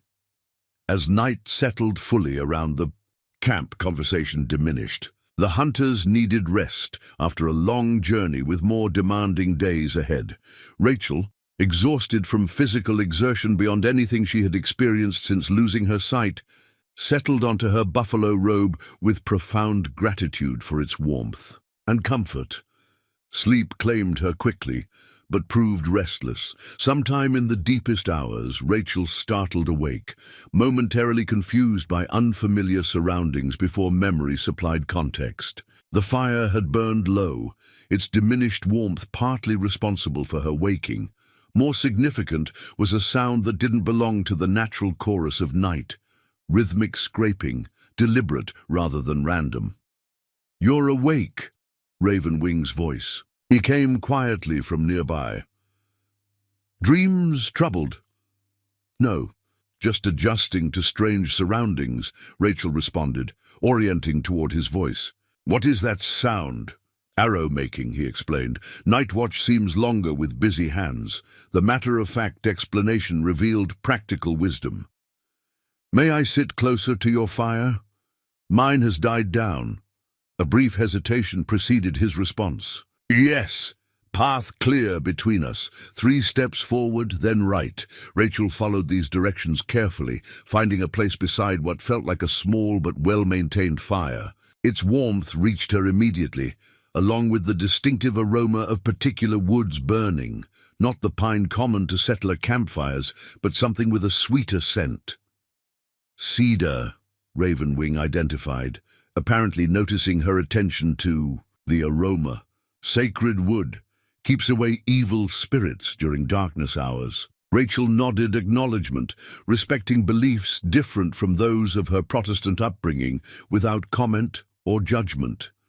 In frontier settlements, native spiritual practices were often dismissed as primitive superstition. Her grandmother, however, had taught a more nuanced perspective. Different peoples find different paths to the same truths, judged by results, not appearances. The rhythmic scraping resumed, Ravenwing apparently continuing his arrow crafting despite her presence. The sound carried a meditative quality, creating space for conversation without demanding it. "May I ask something personal?" Rachel ventured after several minutes of comfortable silence. The scraping paused. "You may ask. I may choose not to answer." The straightforward response established clear boundaries while leaving room for exchange. "You said you spent time at a trading post when you were younger. Was that your choice, or were you sent for some purpose?" "Uncle's idea," Ravenwing replied, resuming his methodical work. 4 bears, respected elder, tribal counselor. He saw changes coming with more white settlements, said knowledge of the enemy prevents creating enemies. A pause in both speech and movement. Not all agreed with sending young men to learn white ways. Some feared losing the Mandan spirit by touching white ideas. "And did you lose something of yourself in the learning?" The question prompted longer consideration before he answered. "Changed, yes. Lost, no. Like river flowing around new obstacles. Path alters, but water remains itself." The analogy resonated. With Rachel's own experience of adaptation after blindness, her fundamental self had remained intact despite life-altering circumstances, finding new channels for expression rather than disappearing beneath overwhelming obstacles. "Your people," Ravenwing continued unexpectedly, "believe all must follow. One path, worship one god, live by one set of rules. Mandan see many valid paths to right living, different for each person, like different tributaries reaching the same river." The philosophical observation surprised Rachel with its depth and perception. Frontier narratives typically portrayed natives as intellectually simple, focused on survival rather than abstract thought. Yet here was evidence of sophisticated reflection on comparative cultural values expressed through metaphor that transcended language limitations. "My grandmother would have appreciated that perspective," she responded. "She always said wisdom wears many faces but speaks with one voice, for those willing to listen." "Your grandmother sounds like a medicine woman," Ravenwing observed, "sees beneath surface appearances to deeper currents." Another connection across cultural boundaries, the recognition that both societies contained individuals who perceived dimensions beyond ordinary awareness. Rachel's grandmother had possessed such insights, often knowing events before news arrived, sensing illnesses before symptoms manifested, understanding people's needs before they were expressed. The Christianity of Rachel's formal upbringing had no comfortable category for such abilities, leading many settlers to view her grandmother with suspicion. Among the Mandan, it seemed, similar gifts received acknowledgement and respect rather than fear or denial. "Tomorrow's journey, what should I expect?" Rachel asked, shifting toward practical concerns as the night deepened around them. "Harder. Terrain," Ravenwing replied candidly. "Crossing small tributary streams, some steep climbs where you might walk rather than ride, longer day to reach a good camp location." He paused, then added with unexpected gentleness, "Body will ache from today's riding. Medicine tea helps if you wish." The offer reflected continued consideration for her comfort without assuming weakness or inability to endure necessary hardship. Rachel accepted with simple gratitude, and soon found herself sipping a steaming beverage with bitter undertones but immediate soothing effects on her sore muscles. As the medicine tea did its work, conversation lapsed into comfortable silence. Rachel found herself contemplating the extraordinary circumstances that had brought her to this moment, sitting beside a Mandan hunter's night fire, hundreds of miles from any white settlement, journeying toward a native village where she would spend months as the only person of European descent. Had anyone suggested such a possibility even a week earlier, she would have dismissed it as fantasy. Yet here she sat, wrapped in buffalo robes, wearing Mandan-made clothing, drinking medicine, tea prepared according to traditions predating any white presence in these territories. "Your thoughts travel far," Ravenwing observed, echoing his comment from their first substantial conversation. Rachel smiled slightly at the perceptiveness of this observation. "I'm considering how quickly life's path can change direction. A week ago, I sat in my cabin, secure in routines built over 3 years. Now everything familiar has burned away, and I journey toward a future I couldn't have imagined. Like river after spring flood," he suggested. "Old channels filled with debris, new channels carved through resistant ground. Water finds way forward regardless." The continuing water metaphors reminded Rachel of her grandmother's wisdom. The creek remembers the way, creating yet another unexpected bridge between her past and this unforeseen present. "Rest now," Ravenwing advised as he banked the fire, "for the remainder of the night. Dawn comes early, and the journey waits for no one, not even guests of honor." Rachel returned to her sleeping place, guided by his quiet directions. As she settled again onto the buffalo robe, physical exhaustion quickly overcame mental stimulation, drawing her towards sleep more profound than before. Her last conscious awareness was of Ravenwing resuming his arrow-making, the rhythmic scraping, now a comforting reminder of vigilant protection rather than mysterious disturbance. Whatever challenges tomorrow's journey might bring, she would face them alongside people whose initial strangeness increasingly gave way to recognition of shared human concerns, safety, sustenance, respect, and the search for meaning amid life's unpredictable currents. As the stars wheeled overhead, visible to all but her, Rachel Sullivan drifted into dreamless sleep. carried by trust in companions fate had provided when all other security had been consumed by flames. 6 days of arduous travel transformed Rachel in ways beyond mere physical endurance. Each day brought new challenges met and overcome. Stream crossings that sent icy water above her knees, steep terrain that required dismounting to lead the horses on foot, brief but stinging sleet that announced winter's approach with undeniable urgency. Through it all, she adapted with determined resilience that earned increasing respect from the Mandan hunters. On the morning of the 7th day, Rachel sensed a shift in the hunting party's energy. Their preparations took on heightened purpose. Conversations grew more animated, and even the horses seemed to move with renewed vigor. "We reach village today," Ravenwing confirmed as they broke camp for the final time. "Before the sun touches western horizon."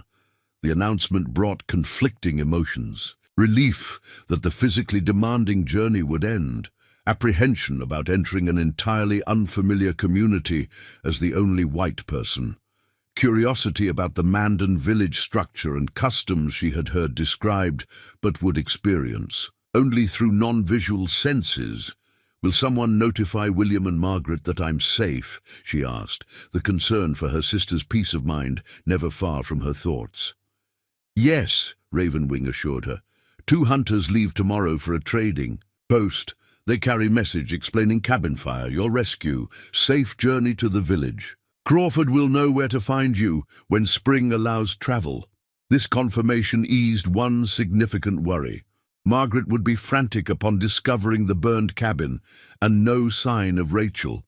Knowing her sister was alive and secure, even if in an unexpected location, would prevent months of agonizing uncertainty. Mid-morning brought new sensory information as their path descended into what Ravenwing described as the Missouri River Valley. The air grew noticeably milder, protected from prairie winds by high bluffs on either side. Sounds carried differently, suggesting open water nearby. Most distinctively, Rachel detected wood smoke mingled with unfamiliar cooking aromas. The first indication of human habitation since leaving the hunting camp nearly a week earlier. "Approach the village from high ground," Ravenwing explained. "Can see the entire settlement from the ridge before descending. Many earth lodges in circular pattern, center open space for ceremonies, fields beyond for growing corn, gardens closer to homes." Though Rachel couldn't visualize this description, she appreciated his continued effort to help her construct mental understanding of their destination. Throughout their journey, Ravenwing had demonstrated remarkable awareness of which information she required to compensate for lack of sight. "Will our arrival cause excitement?" she asked, uncertain about the reception awaiting a blind white woman in a native village. "Some," he acknowledged candidly. "Hunting party expected, but not with guest from another world." Stone Elk sent runner ahead yesterday to prepare people. "Medicine woman knows you come."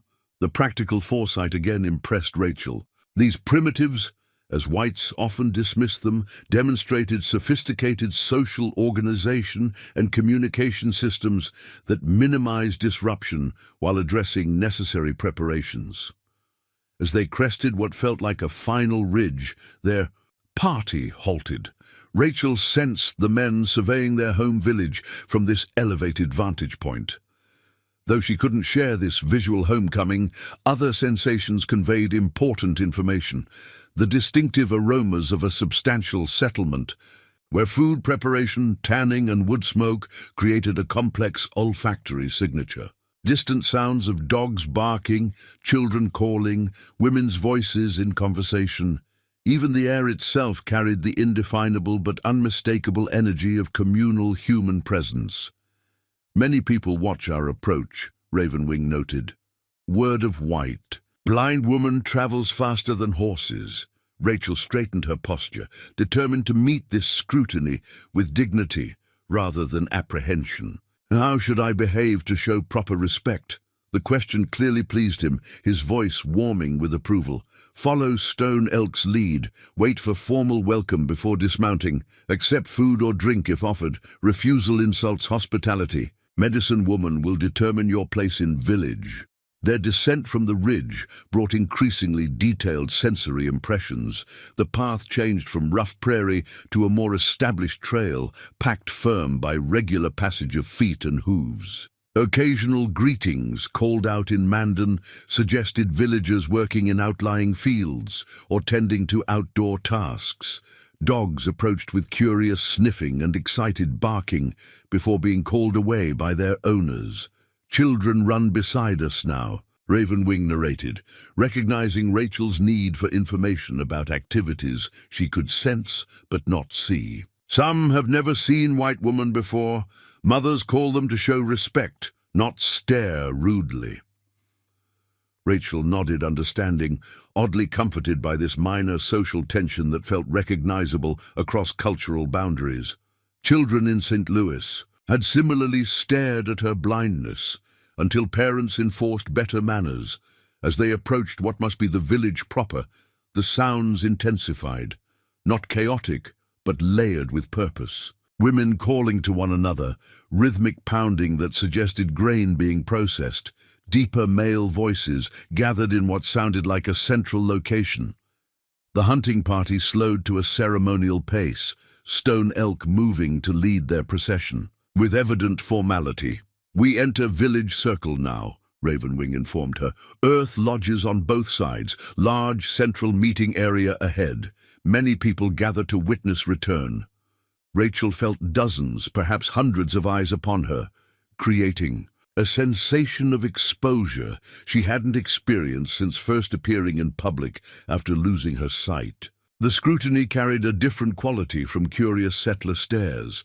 Less judgment, more focused assessment, as if measuring her against unknown but significant standards. Their horses halted in what felt like an open space. Stone Elk spoke, formally in Mandan, his words carrying the cadence of ritual rather than casual communication. A deeper, older male voice responded with similar ceremony before Ravenwing leaned closer to translate. "Village chief welcomes the hunting party home with a successful hunt, acknowledges the unusual circumstances of your presence." His voice lowered slightly. "Now Medicine Woman approaches. Her welcome determines your status here." Rachel sensed movement before her horse, someone approaching with deliberate, unhurried steps. When the woman spoke, her voice carried surprising strength and clarity for what sounded like an elderly person. The words, though incomprehensible to Rachel, conveyed authority tempered with what might be curiosity. "Medicine Woman Cloud Blossom welcomes you to Mandan Village," Ravenwing translated, "says your spirit must be strong to survive fire, travel long journey without eyes to guide you. Has permission to touch your face, read your truth directly." The request, though unexpected, felt appropriate to the gravity of this first meeting.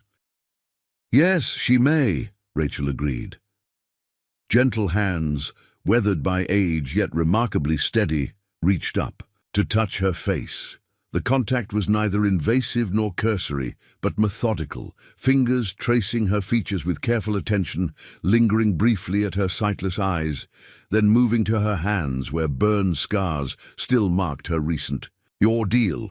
Rachel remained still during this examination, recognizing its ceremonial significance beyond mere curiosity. In this moment, Cloud Blossom evaluated not just her physical condition, but perhaps more intangible qualities that would determine her reception in the village. When the medicine woman spoke again, her tone carried quiet certainty that required no translation to convey acceptance. Nevertheless, Ravenwing provided her words. She says fire has touched but not consumed you.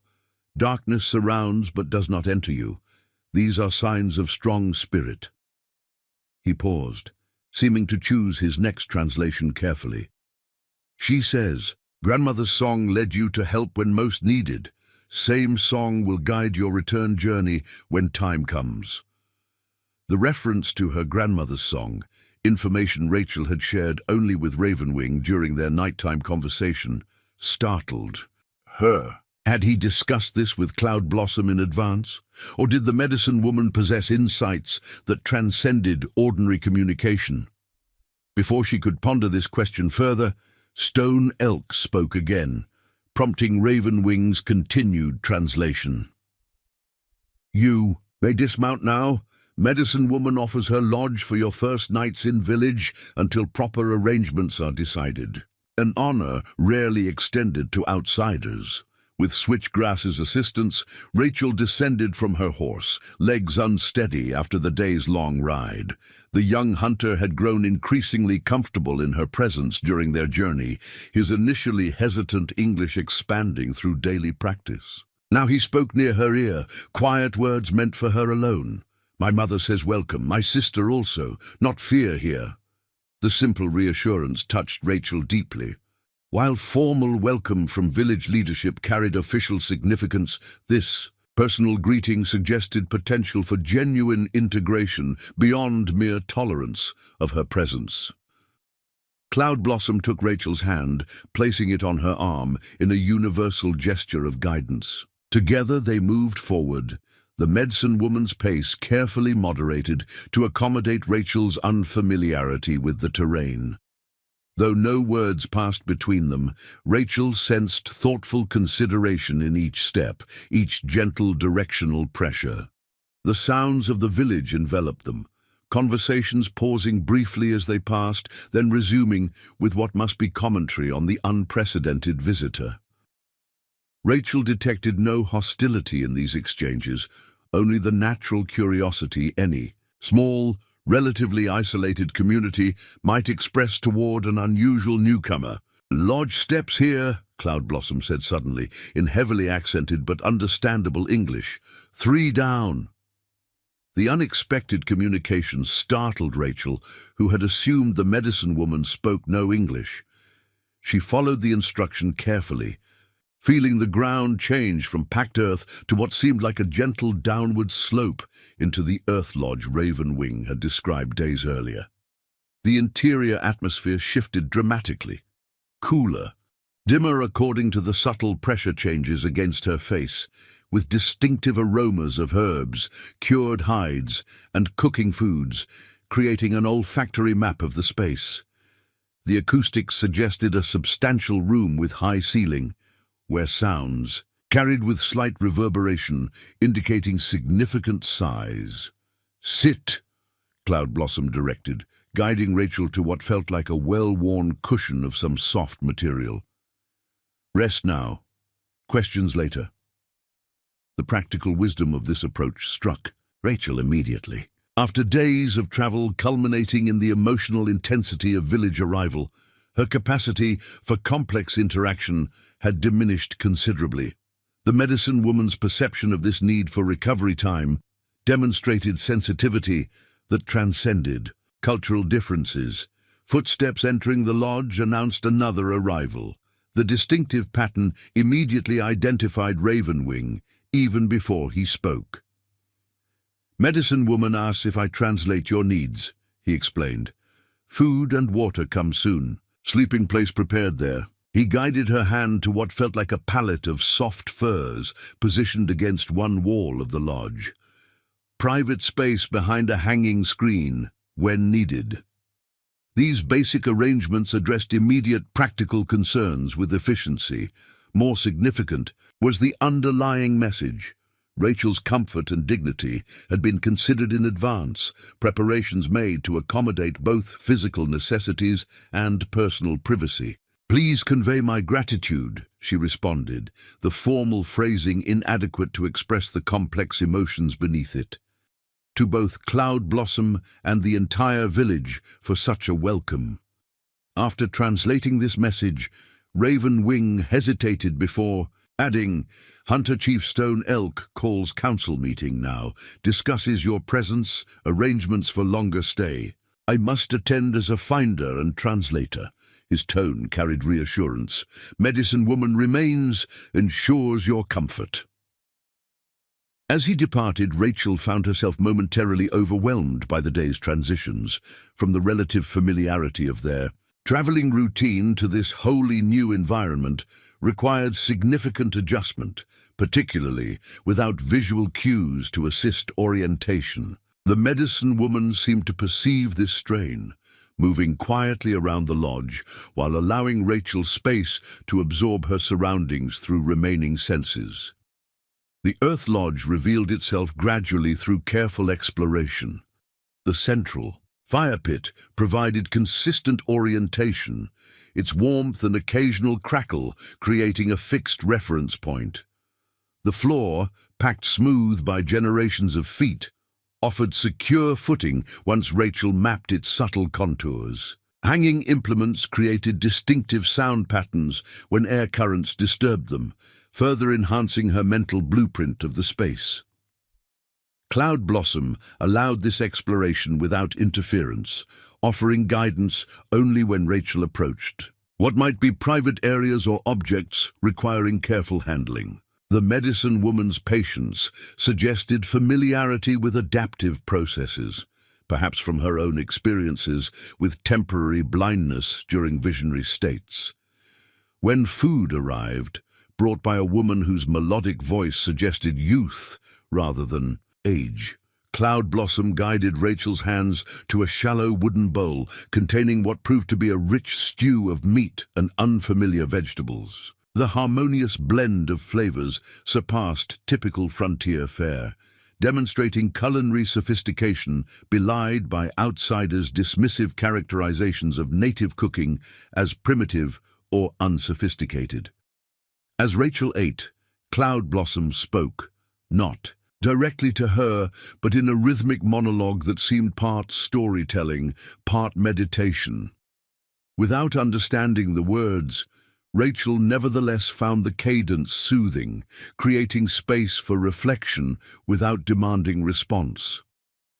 Later, as Rachel settled onto the sleeping pallet provided, physical exhaustion quickly overrode mental stimulation. Her last conscious awareness was of Cloud Blossom singing softly nearby, a melody hauntingly reminiscent of her grandmother's song, yet distinctive in its Mandan intonation. The familiar within the unfamiliar provided unexpected comfort as she drifted into profound sleep. Morning arrived with gentle awakening rather than abrupt transition. Rachel surfaced slowly from deep rest, gradually processing the sounds around her. Cloud Blossom moved quietly nearby, tending the lodge fire, whose subtle fragrance suggested ceremonial herbs added to ordinary wood. Outside, village life proceeded, with purposeful activity, women's voices calling, children laughing, men engaged in discussions whose tones conveyed ordinary business rather than urgent concerns. "You wake," Cloud Blossom observed, approaching with what sounded like a pottery. "Cup, water with mint, good for the morning body." Rachel accepted gratefully, the refreshing beverage clearing away the last vestiges of sleep. "Thank you for your hospitality," she said, speaking slowly in hopes of bridging the language gap. "Your lodge is very comfortable." The medicine woman made a sound suggesting amusement rather than offense at this simplistic communication. "English words known to me," she replied, her accent heavy but grammar surprisingly intact. "Trader teach younger woman, not speak often, but understand most." This unexpected linguistic connection simplified immediate concerns substantially. Though Cloud Blossom's English might be limited, basic communication without translation became possible, eliminating complete dependence on Ravenwing's intermediary role. Council finished talking late night. Cloud Blossom continued, settling nearby with audible movements suggesting breakfast preparation. Many decisions were made about blind female guest. Rachel straightened, recognizing the significance of this information. "May I know what was decided?" "Yes." Sounds of food being arranged on what might be a woven mat accompanied Cloud Blossom's explanation. "You stay here with me for 4 days, learn basic lodge movements, village paths, then move to Small River's widow lodge. She died last winter, no daughters to claim dwelling. Willow Water and other women help prepare for your needs. The arrangement demonstrated an impressive adaptation to an unprecedented situation. Rather than treating Rachel as a temporary curiosity or uncertain obligation, the village leadership had created sustainable plans for integrating her presence through the winter, months until spring travel became possible. A raven wing be guide when needed outside the village, Cloud Blossom continued. Helps with words, explains customs, responsible for your safety since finding you by creek. This formalization of Ravenwing's role clarified what had been implicit. During their journey, his position as cultural interpreter and protective presence carried official sanction rather than merely personal choice. The designation both reassured Rachel and raised questions about his perception of such assigned responsibility. Important understanding, Cloud Blossom added with sudden emphasis.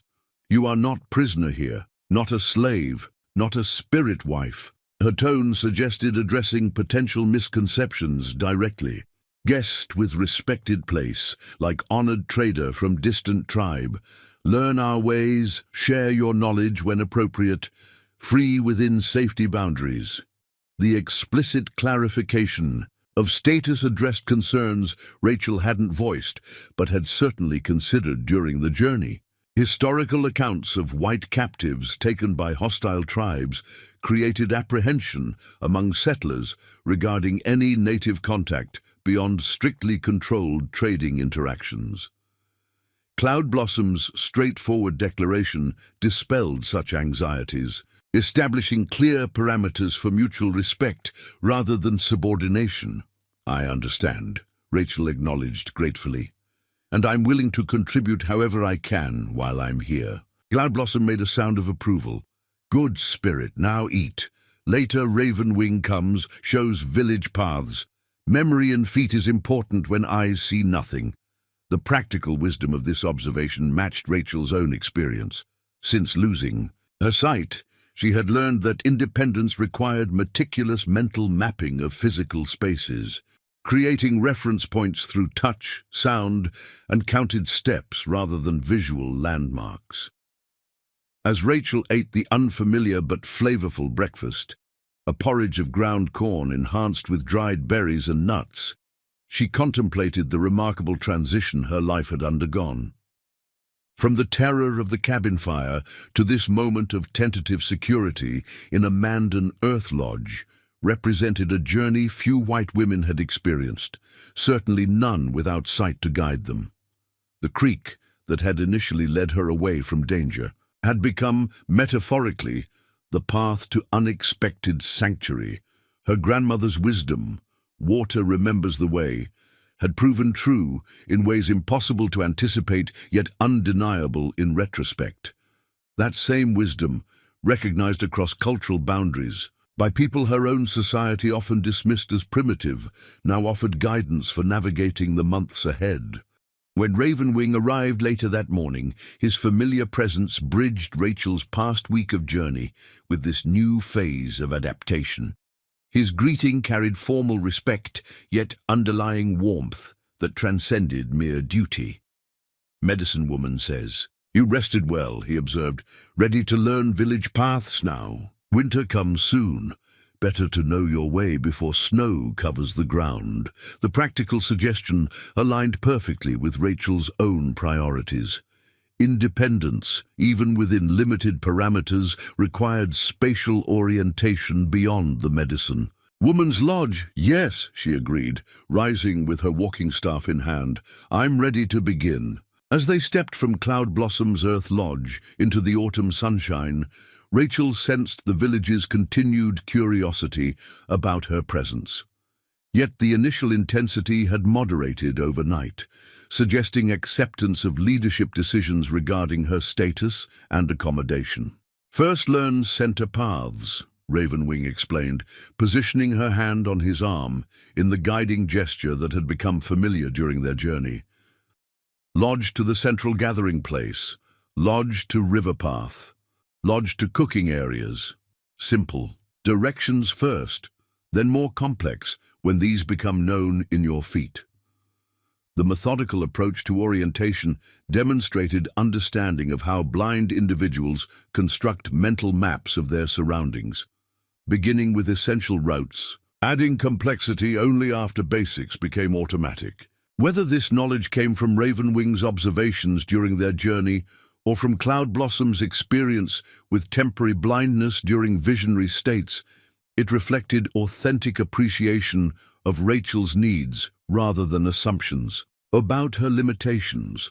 As they began this new phase of their unexpected connection, Rachel recognized that the journey initiated by fire and darkness had transformed into something neither could have anticipated, a bridge between worlds typically separated by fear and misunderstanding. Whatever challenges the coming months might bring, the path forward had been established with careful consideration from both sides of that cultural divide. The creek had indeed remembered the way, leading not just to physical safety, but to a deeper understanding that transcended sight itself. Up next, you've got two more standout stories right on your screen. If this one hits the mark, you won't want to pass these up. Just click and check them out, and don't forget to subscribe and turn on the notification bell so you don't miss any upload from us.